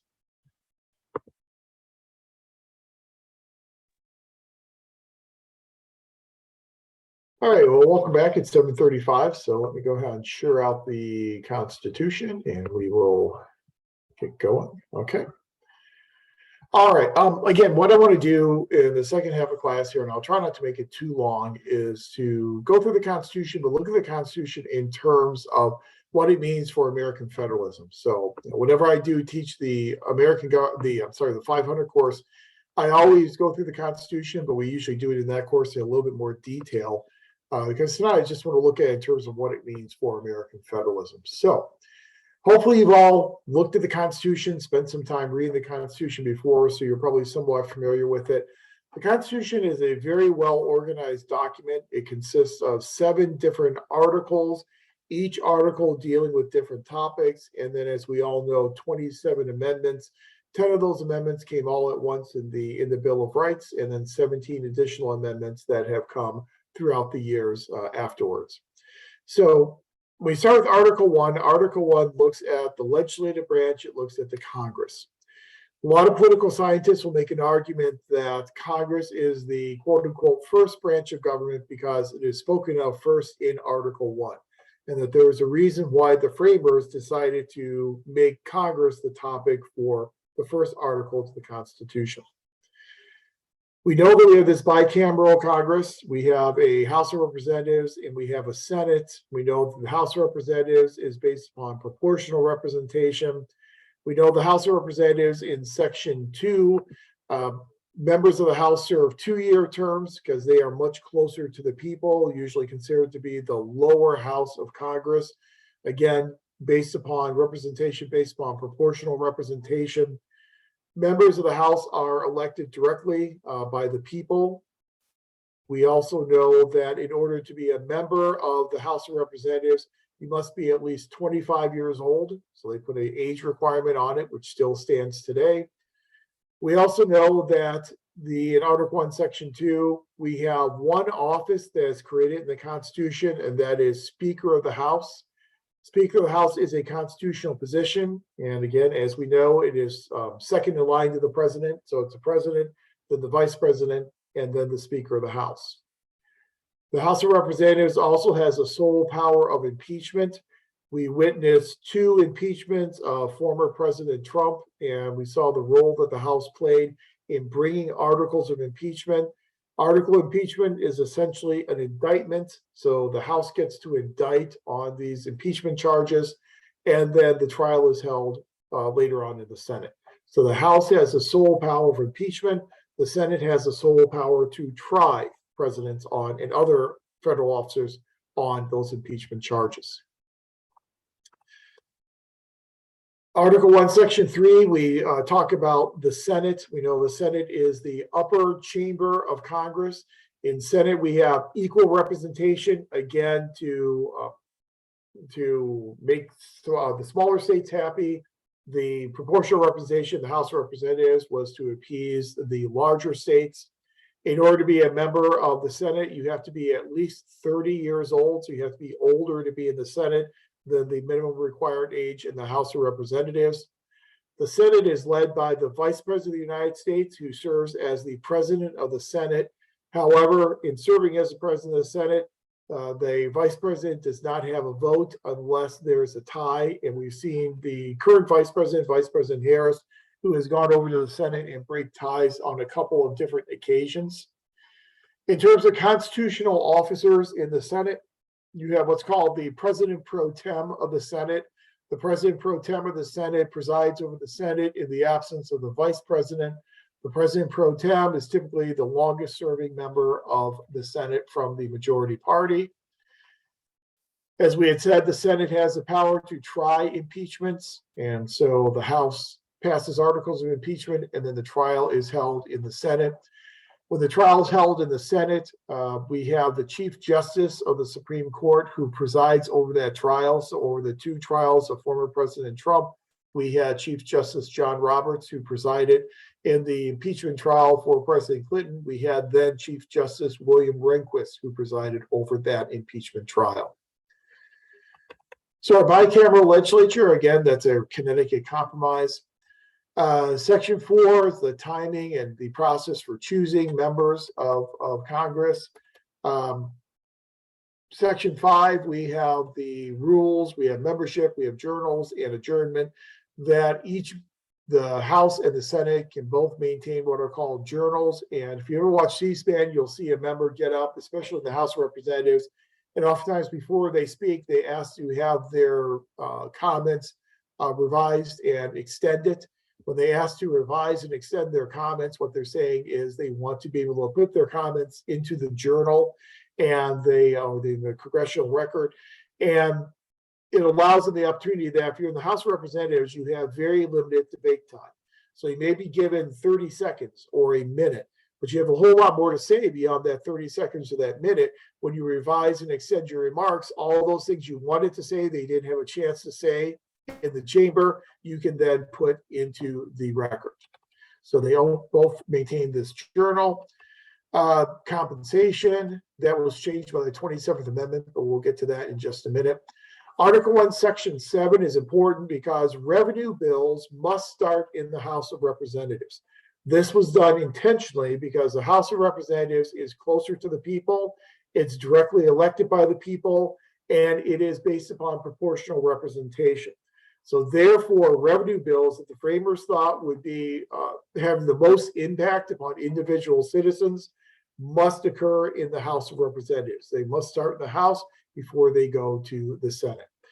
We then have a process by which the House and the Senate can override a presidential veto, and you know how that works with a 2/3 vote of the House and the Senate. Very difficult in practical terms to override a presidential veto, but that is a provision here in Article 1, Section 7. All legislation, before it can go to the president, must go to the House and the Senate in uniform version before it can go and be signed by the president. That's why we have conference committees that are set up to iron out the differences between the House version and the Senate version, so you can have a uniform piece of legislation that then goes to the president for their review. As we had said in the first half of class, Article 1, Section 8 is a very important part of the Constitution, especially for federalism, because it enumerates the specific powers that belong to the U.S. Congress. So Congress has the ability to lay and collect taxation, to duties, impost excises, pay the debts, and provide for common defense and general welfare of the United States. That's your social contract theory. To borrow money, and we know Congress borrows a lot of money, to regulate commerce with foreign nations and among the several states and with Indian tribes.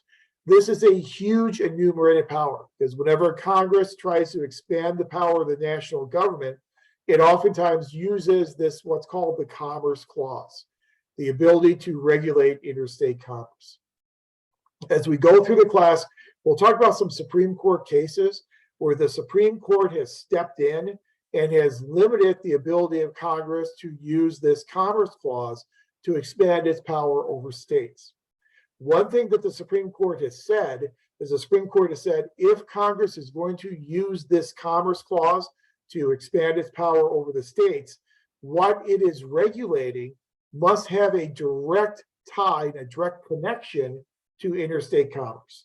That it's incumbent upon Congress, that Congress has a responsibility to show how what they want to regulate is directly tied to commerce between the states. If they cannot show that nexus with interstate commerce, those are the types of things that the Supreme Court has ruled to be unconstitutional and provided protection to state governments against that type of national intrusion. But it's that Commerce Clause that is one of the major ways in which the national government, especially Congress, has expanded its power over state governments. Bankruptcies, rules of naturalization, the ability to coin money. Again, that's something that was somewhat lacking in the Articles of Confederation. Punishment for counterfeiting, establishment of post offices, promote the progress of science and the useful arts. This is why we have a National Science Foundation. The Constitutional Tribunals inferior to the Supreme Court sounds like a nice little simple innocuous little power. What it essentially means is that Congress established the entire federal judiciary with the exception of the US Supreme Court. All courts, courts of appeal, district courts at the federal level, all were established by Congress in that Judiciary Act. Define and punish piracies and felonies. To declare war, again, only Congress may declare war.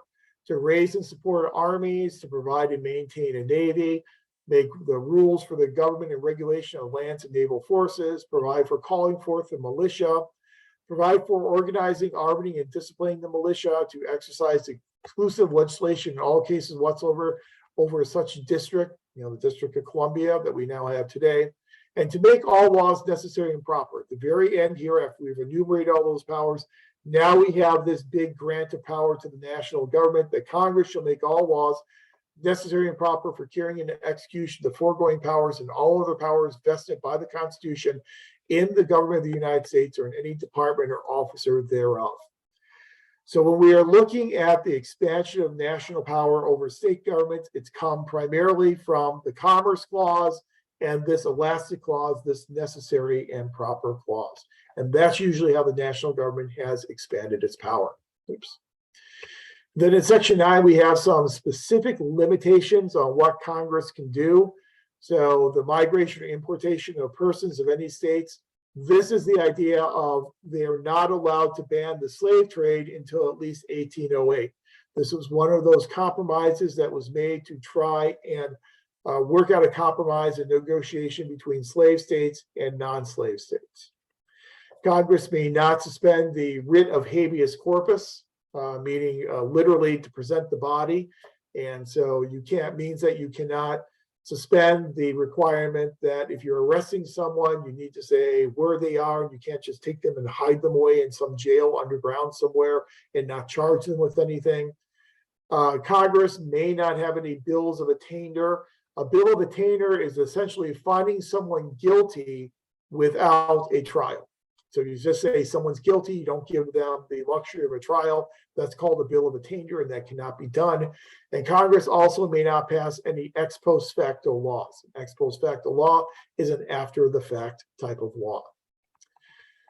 No duty or tax or duty laid on articles exported from any states. No preference given by any regulation of commerce or revenue of the ports of one state against another. National government can't play favorites between states, essentially. The next one there is a really important one. This is the appropriations clause of the Constitution. No money shall be drawn from the Treasury, but the consequence of appropriations made by law, meaning that if Congress, the national government, wants to spend money, it must first go through an appropriation process where it says this is what the money is being spent on. It just can't take money from the Treasury and spend it on anything that it wants to. That money must first be appropriated. Congress also may not give any titles of nobility, so no sirs or knights or any of that good stuff. Then Article 1, Section 10, we have limitations placed upon states. And here are the things that state governments are precluded from doing. States may not enter into treaties. That's something that only the national government can do. They cannot impose duties or tariffs. That's something that only the national government can do. They cannot engage in a declaration of war. They cannot enter into compacts or treaties with other foreign nations. These are all limitations on state government power. So in Article 1, we give certain powers to Congress, and then we say, here are certain things Congress may not do, and then here are other things that state governments may not do either. So we're trying to really delineate. Here are the things Congress can do, here are the things they cannot do, and here are some limitations on what state governments cannot do as well. So it's really supposed to define. the powers of the different levels of government, especially in terms of the legislative branch. In Article 2, we look at the executive branch. And again, we know that we have this independent executive. That was something that was different than what we had in the Articles of Confederation.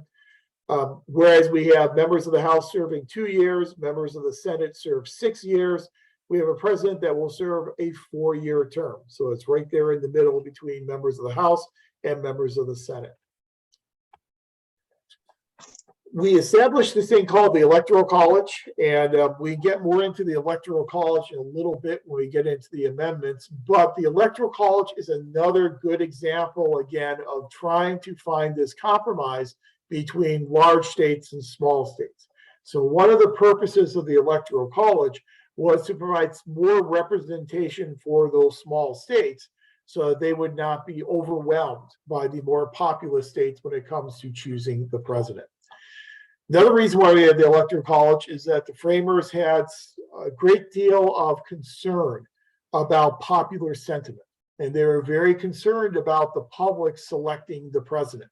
So they really envisioned this Electoral College to be made up of these electors who would be more informed about politics, would be more informed about the candidates, and would serve as a check on the decisions made by ordinary average voters. And so it was not exactly an egalitarian type of institution as it was originally envisioned by the framers. The way the Electoral College works today is much different than the way in which the framers had envisioned it. The framers envisioned the electors, again, to be people who were very knowledgeable about politics, very knowledgeable about candidates, very knowledgeable about government. Today, the way the Electoral College works is the Electoral College is dominated by the two political parties. And so the candidate from one party wins the vote in the state. They then get all those electors from that party to then, in the Electoral College, to then cast votes for that candidate. Very much controlled by the two major political parties, which is something that the framers did not intend, something that they did not foresee when they created the Electoral College.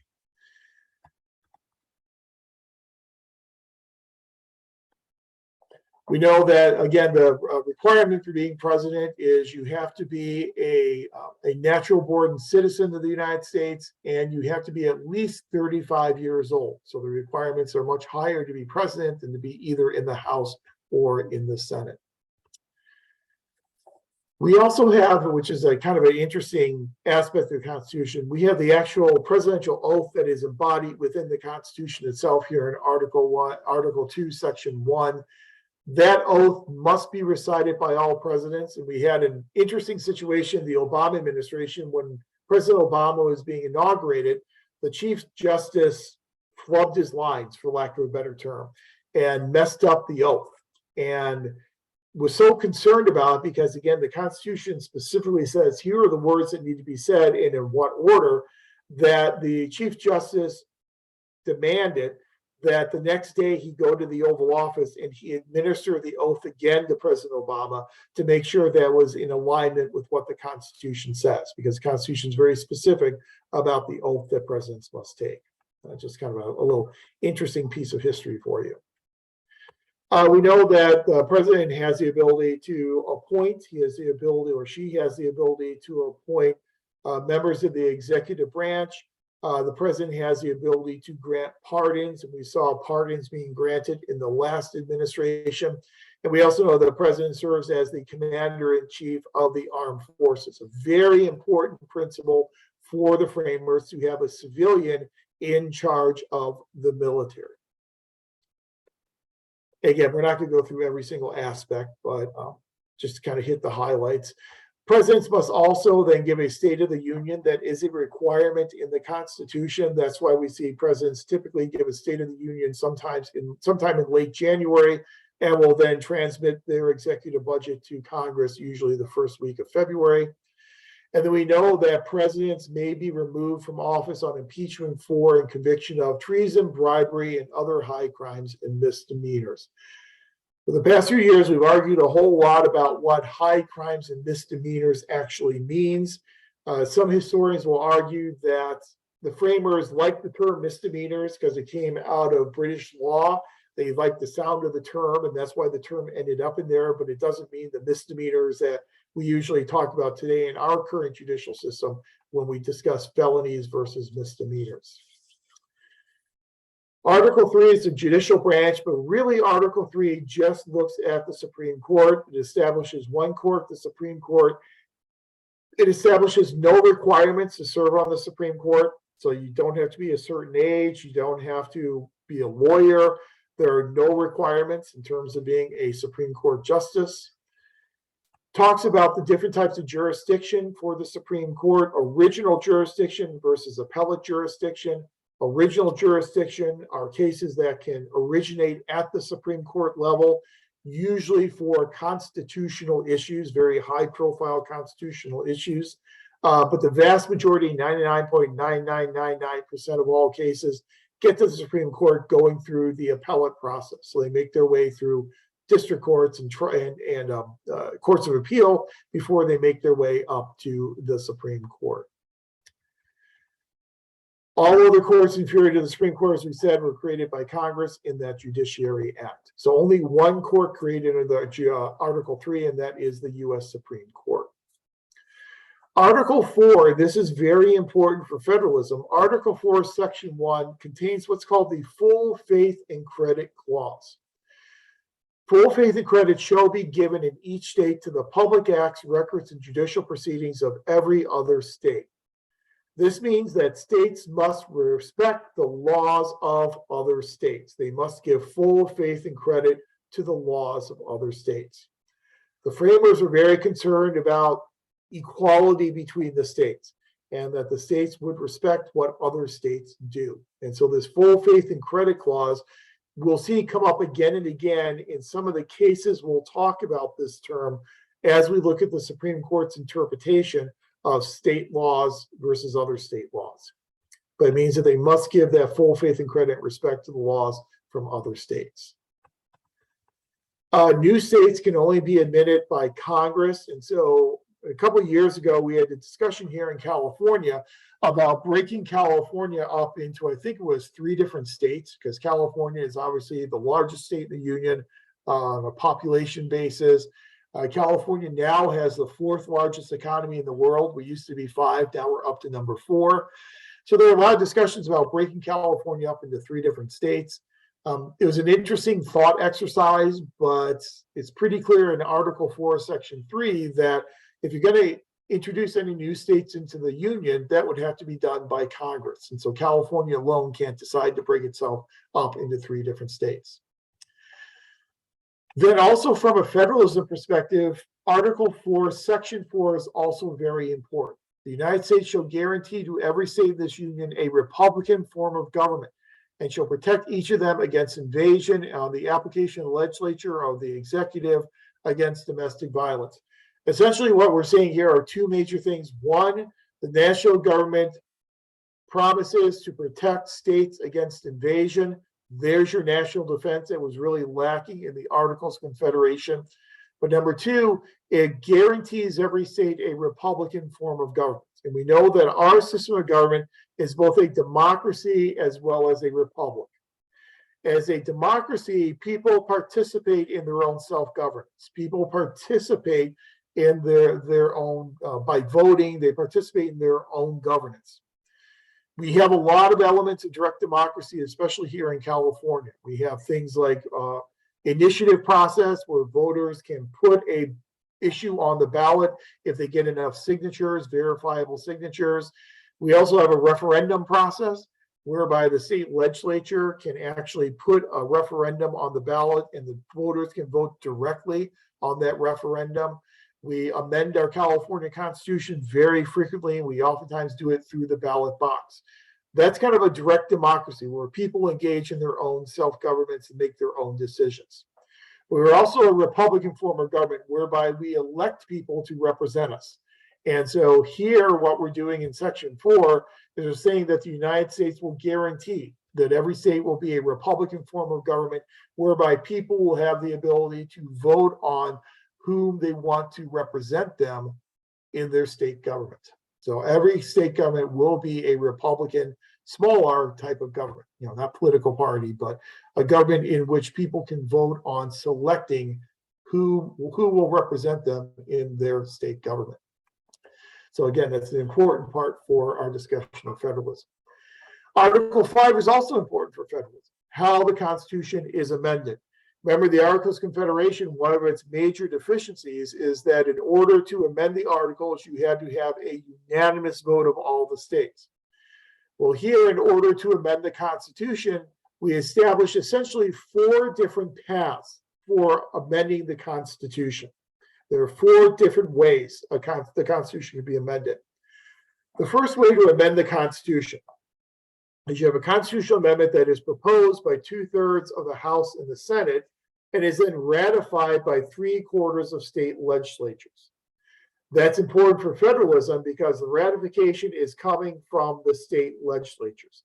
So the states have a say in amending this Constitution. You have to have the agreement of 3/4 of those state legislatures in order to amend the Constitution. That first approach, a proposal by 2/3 of the House and the Senate and ratification by 3/4 of state legislatures, that is the only way in which we have amended the Constitution. I mean, we've only used that first approach. But there are 3 other approaches we can use to amend the Constitution. A second way we can amend the Constitution is an amendment proposed by 2/3 of the House and the Senate and then ratified by 3/4 of state constitutional conventions.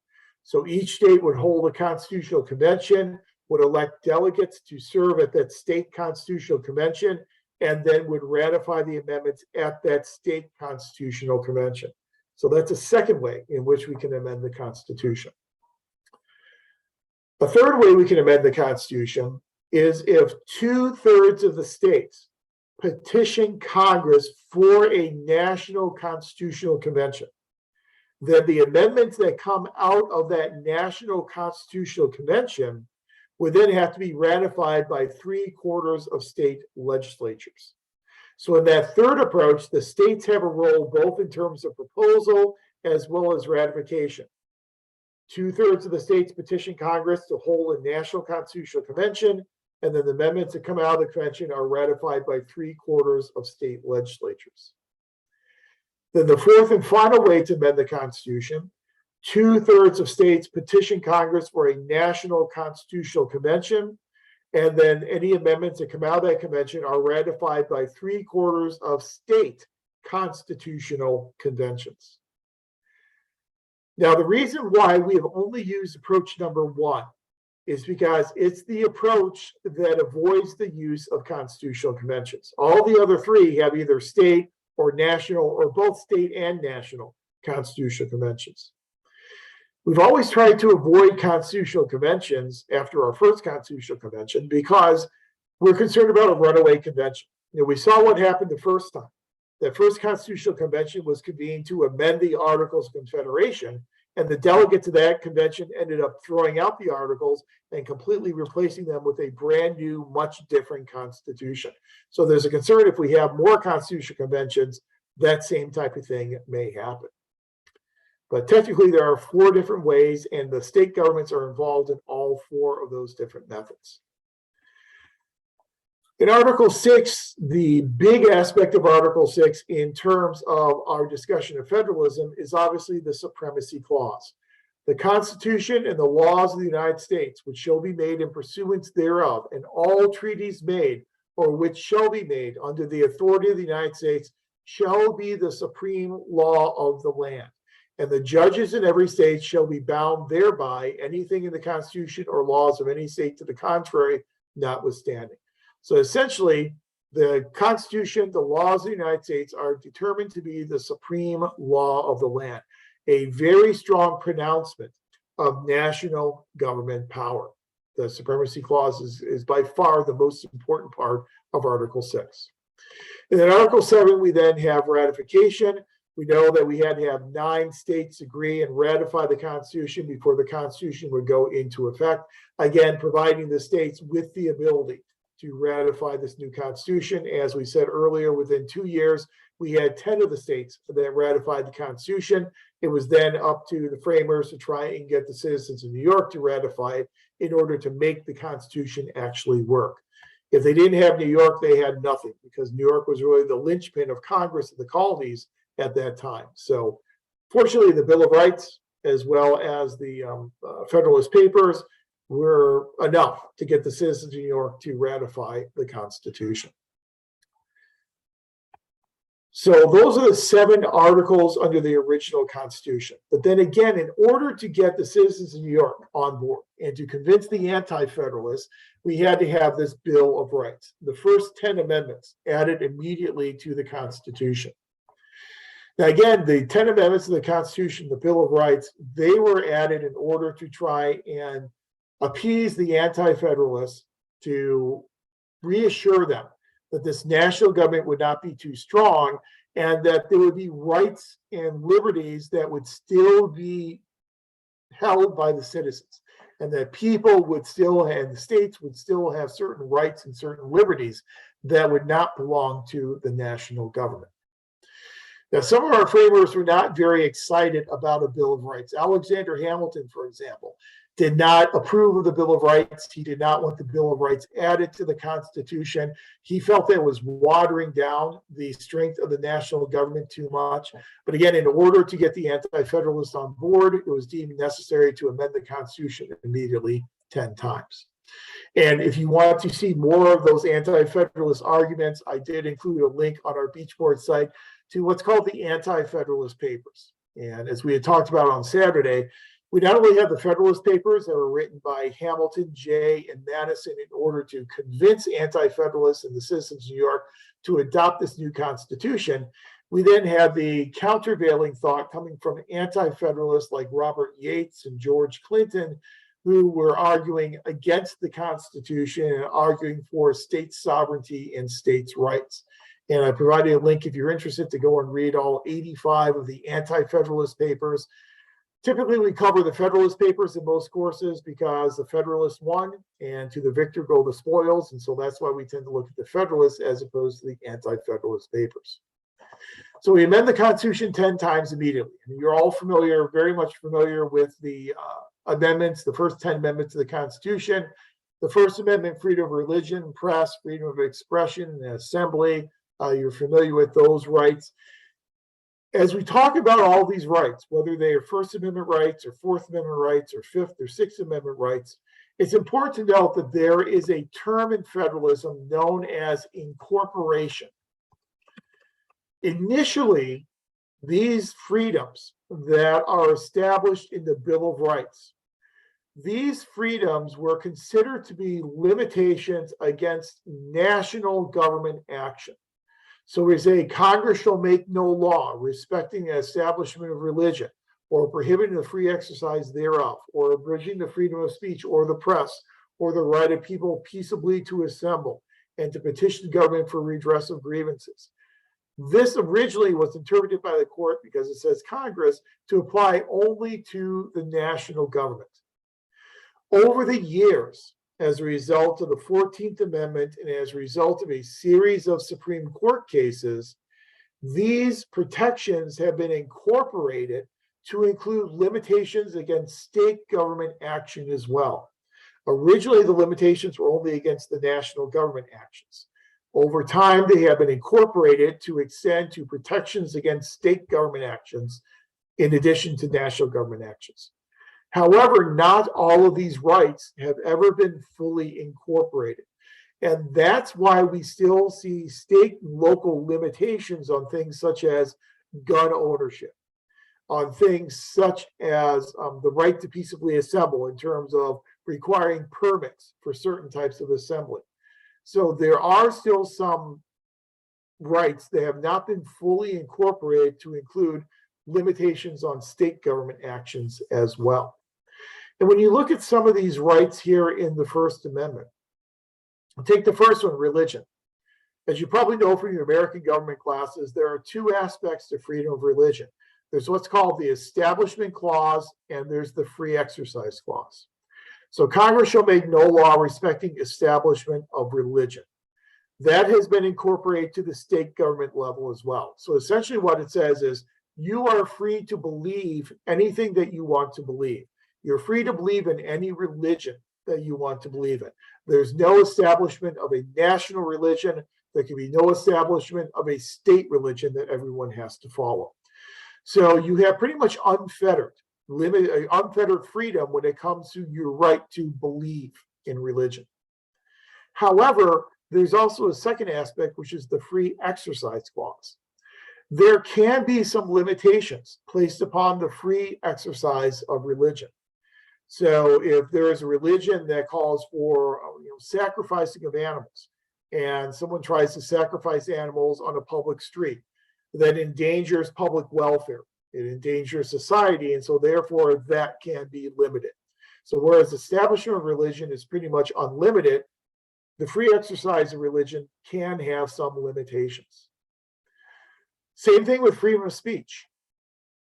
Freedom of speech is not a complete unfettered freedom, in that, the classic example from the Supreme Court is you can't yell fire in a crowded theater because it places public safety in jeopardy. So there can be limitations on speech when that speech impacts negatively public safety. As we said, the right to peaceably assemble, state and local governments can require permits for assemblies, for demonstrations. They can require that demonstrations are held in a certain area. We see this every 4 years with party conventions, that the demonstrators at party conventions are usually put in a pen, with fences around them, away from the main convention area. Again, they're allowed to do that because they argue for public safety. And so whenever there are those public safety exemptions, you can have some limitations placed upon those freedoms. Second Amendment, the right to bear arms. This is another one that has never been fully incorporated to include state governments as well. A well-regulated militia being necessary to the security of a free state, the right of the people to keep and bear arms shall not be infringed. Obviously, this is one that is argued about a lot. Some anti-gun control advocates will argue that it should be an unfettered right to keep and bear arms.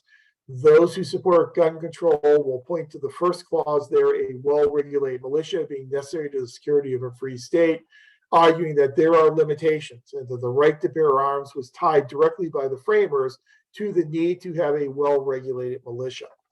And we won't get into the nature of those arguments here. It's beyond the scope of us to do in this class. But if you are interested in this whole idea of a well-regulated militia, you should go and read Federalist Paper number 29 by Alexander Hamilton. And in Federalist 29, Hamilton gets very specific in terms of what he considers to be a well-regulated militia, how often that militia needs to practice every month in order to be considered well-regulated. So certainly when you read Federalist number 29, you know that, at least for Hamilton, that well-regulated militia was there for a reason, and that it is an integral part of the Second Amendment, at least in the thinking of Alexander Hamilton.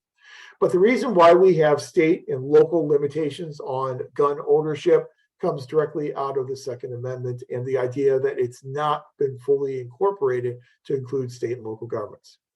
Third Amendment, quartering of soldiers, is a privacy amendment that you can't be forced to quarter soldiers in your house. Again, that's for privacy. Fourth Amendment, search and seizure, right of people to be secure in their persons, houses, papers, and effects against unreasonable searches and seizures shall not be violated. No warrant shall be issued. They're based upon probable cause, supported by oath and affirmation. You need to have probable cause. You need to get a search warrant in order to be able to engage in these types of searches. Again, a privacy type of protection. Most of that has been incorporated to include state and local governments as well, and that's why you see these search warrants. Fifth Amendment, no person should be held to answer for a capital or otherwise infamous crime unless in presentation indictment of a grand jury. So you have to be indicted by a grand jury. You also have double jeopardy protections in that you cannot be subject for the same offense to be twice put in jeopardy of life or limb. I mean, you can't be tried for the same crime twice. This is one that took a long time to be incorporated to include the state and local government level as well. And I won't digress too much, but there are two really important Supreme Court cases that dealt with double jeopardy. One in the 1930s was called Palco versus Connecticut.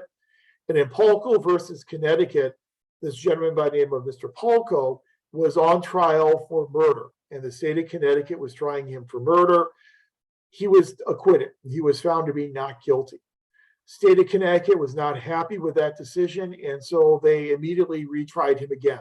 It was the same crime. It was the same evidence. They had a different jury, and that time they got him convicted. So the second time he was convicted as guilty. Palco obviously said that's a violation of my double jeopardy protections in the Fifth Amendment. Went to the Supreme Court, and the Supreme Court said, we're sorry, but that is only a limitation against the national government. That is not a limitation that includes state government action as well. So his guilty verdict was upheld. He was put to death.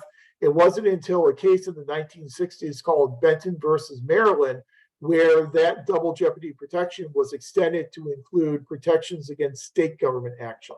About 30 years too late for Mr. Palco, but it just kind of shows you the pace at which some of these rights have eventually been incorporated to include protections against state and local government action, in addition to protections against national government action. You cannot be deprived of life, liberty, or property without due process of law. So therefore, you have to have a trial. You have to have due process before you can have your life, liberty, or property taken from you. You cannot have your private property taken for public use without just compensation. This is eminent domain, and that you need to provide you need to provide compensation for people if you are taking their property for public use.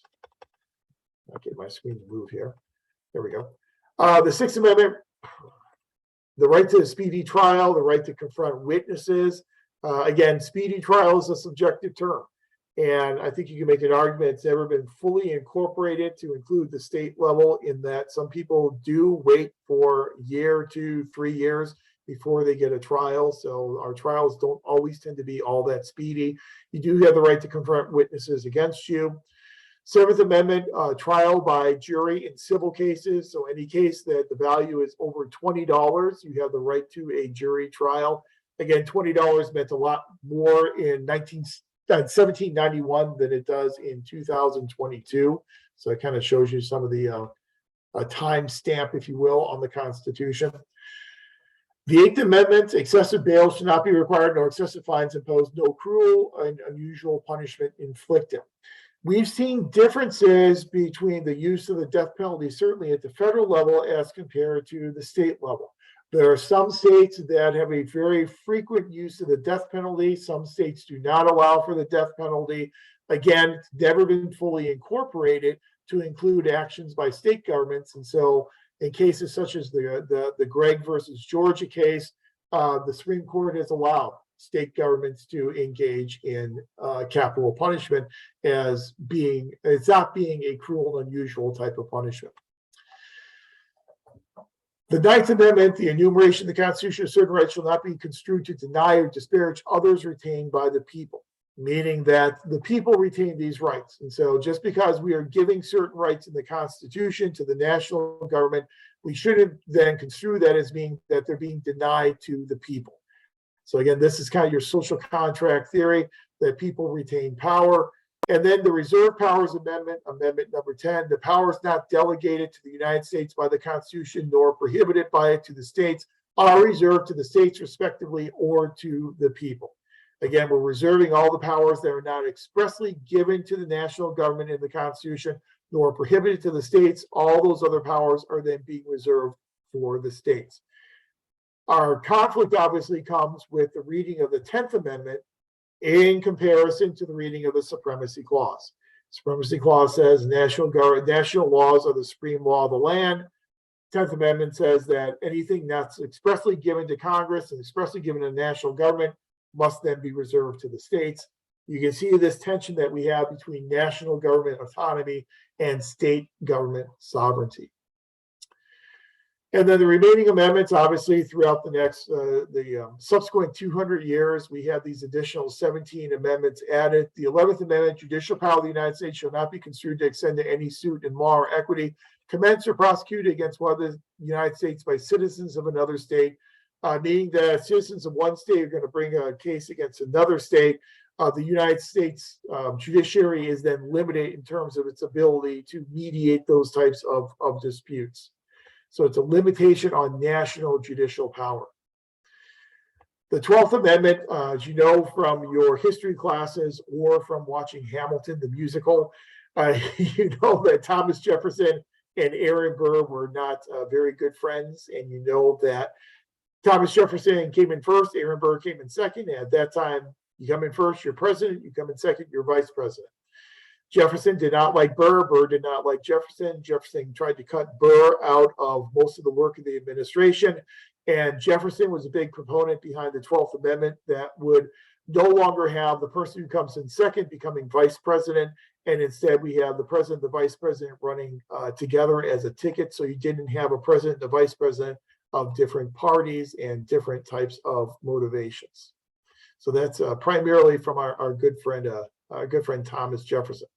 It then lays out for us, again, the workings of our electoral college in terms of if no one gets a majority in the electoral college, then for the president, the election goes to the House of Representatives. The House of Representatives then selects the president.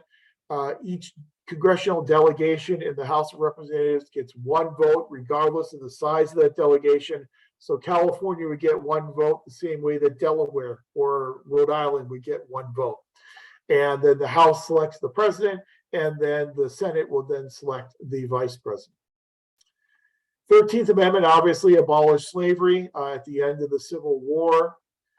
14th Amendment provides equal protection and a grant of equal protection, which incorporated a lot of these rights and these liberties to include protections against state governments as well. All persons born and naturalized in the United States and subject to jurisdiction thereof are citizens of the United States and of the state wherein they reside. No state shall make or enforce any law which shall abridge the privileges or immunities of citizens of the United States, nor shall any state deprive any person of life, liberty, or property without due process of law, nor deny any person within this jurisdiction the equal protection of the laws. So again, this is extending your rights and extending your liberties to include protections against state governments. And there's more there, obviously, but what we know it primarily for is this equal protection type of aspect. 15th Amendment, that you cannot be denied the right to vote based upon a race or previous condition of servitude. 16th Amendment is allowing the income tax, a direct income tax. Again, under the original Constitution, income taxes had to be apportioned according to population. That was something that small states wanted to see. Now we have the direct income tax. The Congress shall have the power to lay and collect taxes on incomes from whatever source derived without apportionment. That's a huge grant of power for Congress, from whatever source derived. As we will see as we talk about things such as reciprocal tax immunity, as we talk about things such as the tax-exempt nature of municipal debt, the 16th Amendment becomes very important, because the Supreme Court has looked at the 16th Amendment and said, well, the 16th Amendment says Congress can levy taxes on any source whatsoever. And so it no longer means that they cannot tax holdings of state and local governments. It's really up to Congress who they want to tax and when they want to tax them. But again, we'll get into that a little bit later on in the class, especially when we get to fiscal federalism. 17th Amendment calls for the direct election of senators. Under the original Constitution, whereas members of the House were directly elected by the people, members of the Senate were selected by state legislatures. Again, this was a nod to state power and state sovereignty, that the states would have the opportunity to select the members of the Senate. Again, speaks to, number one, protection of state sovereignty, and number two, somewhat of the distrust in the decision-making of average citizens, average voters. In the 17th Amendment, we now make it the senators elected by popular vote. 18th Amendment was prohibition. 18th Amendment prohibition. 19th Amendment was women's suffrage. The 20th Amendment changed the terms of the president and Congress, so we moved the terms up to begin in January as opposed to beginning in March. Just kind of make their terms start sooner after the end of the election. Go on down to the 21st, repealed the 18th Amendment, so repealed prohibition. 22nd Amendment puts term limits on the president. The presidents can only serve 2 terms in office. Again, that was done after FDR and his 4 different elections to president. The 23rd Amendment then affords 3 electoral votes to the District of Columbia. So instead of having 535 electoral votes, we have 538. 435 of those votes are for the number of representatives that states have in the House of Representatives. 100 of those are for the Senate, 2 senators from each state, 50 states, so a total of 100 there, plus 3 for the District of Columbia. That's why we have 538 instead of 535. 24th Amendment limits poll taxes. And again, this has direct implications for federalism. As we know, some southern states were imposing Jim Crow laws, and what they were doing is they were denying people the right to vote. One of the tools they used to deny people a right to vote, charging people poll taxes, where you had to pay a tax in order to be able to vote. 24th Amendment got rid of that and took that power away from those states. 25th Amendment talks about succession into the presidency and talks about what happens whenever there is a presidential disability. This was something that became a very prominent discussion in the Trump administration, where some members, Democratic members of Congress, were trying to put pressure on Vice President Pence to declare a presidential disability. What would happen is there are 2 ways in which that can happen. The vice president, along with the majority of members of the cabinet, can declare that the president is no longer able to carry out the functions of the job. They would then report that to Congress, and then the president would have the opportunity to go back to Congress and say, that's not true, I'm able to carry out my duties. Another way in which they can declare the president to be unable to carry out duties is a committee established by Congress. So Congress can establish its own committee, and then that committee finds that the president is unable to carry out their duties, then can declare the president disabled, and then the vice president can then take over the duties of the president. But again, that became a very hot button topic during the last administration, if you remember that. Then the 26th Amendment grants 18, 19, and 20-year-olds the right to vote. And again, this is important when it comes to states' rights, because remember, states have control over elections, but here you have a federal constitutional amendment saying that people 18, 19, 20-year-olds should have the right to vote. This is a federal government exercising more power over elections than it previously did, especially at the founding of the nation. And then the 27th Amendment, which is a really interesting one, was originally authored by James Madison. Back, was supposed to be one of the first, the Bill of Rights, supposed to be the 11th of the 11 amendments in the Bill of Rights. It never got ratified. And since it did not get ratified, there was no sunset provision. And so it just kind of lay dormant for many, many years. Then I believe it was in the 1970s, there was a student in Texas who wrote a paper about how this amendment was still a viable amendment. And didn't get a great grade on the paper, but then went out there and started a movement to get the amendment ratified. Eventually in 1992, got it ratified, and it became part of the Constitution as the 27th Amendment. No law varying the compensation for the services of senators and representatives shall take effect until an election of representatives shall have intervened. In other words, you can't get yourself a raise until you stand for re-election. And again, that was originally promoted by James Madison and then ratified in 1992. So that's the Constitution. Those are the 7 articles, the 27 amendments. It's important for us to have a working knowledge of the Constitution because this is the basis for our system of federalism. Whenever cases go to the Supreme Court, questioning if it should be the national government or the state government that has the power, we usually go back to the Constitution. And the Supreme Court will look at the Constitution to determine, in their interpretation, is this something that's within the constitutional domain of Congress, or is this something that should be left to the powers of the states? Now, we will also talk later on in this term about the difference between a constitutional interpretation of federalism versus a political interpretation of federalism. At some time in our history, the Supreme Court has considered federalism to be a constitutional issue. So they've gone back to the Constitution and they have said, yes or no, either Congress has the right or Congress does not have the constitutional right to do what it wants to do and to exercise its power over states. In some other cases, the Supreme Court has said this issue is not a constitutional federalism issue, it is a political issue. And the importance is whenever the Supreme Court declares something to be a political issue, that means that there are no constitutional protections for state and local governments. If state and local governments don't like what Congress is doing, state and local governments must lobby Congress. They must seek a political redress for their grievances, just like any individual or any interest group would do. So go use political avenues because you don't have a constitutional avenue to seek out your protections. So as we go through the class, we will look at different issues that have been considered either constitutional issues or political issues, and what that has meant for how states have tried to combat federal laws and federal regulations over the years. Again, whenever the Supreme Court considers it to be constitutional an issue, this is why we need to have a good working knowledge of the Constitution, because that's the basis on which the Supreme Court will render its decision.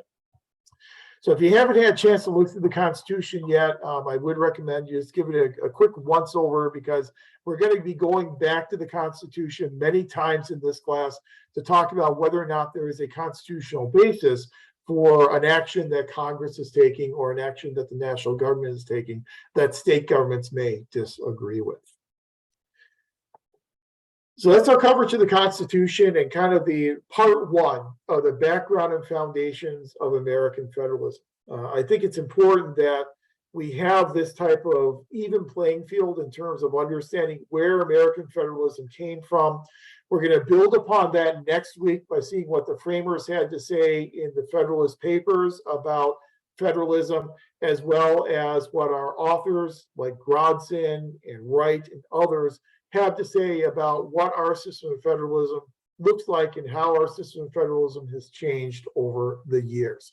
So next week, we're going to continue our discussion of background and foundations. And then in 2 weeks, we'll get into a discussion of the political aspects of federalism. Then the following week, we'll do the fiscal aspects of federalism. Then the week after that, we'll do the administrative aspects of federalism. And then in our final week, we will talk about some contemporary and future trends and challenges of American federalism.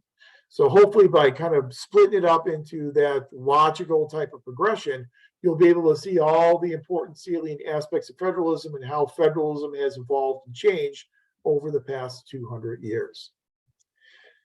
So questions on either the information we covered in the first half of class or any questions on the information we covered here in terms of our quick overview of the Constitution.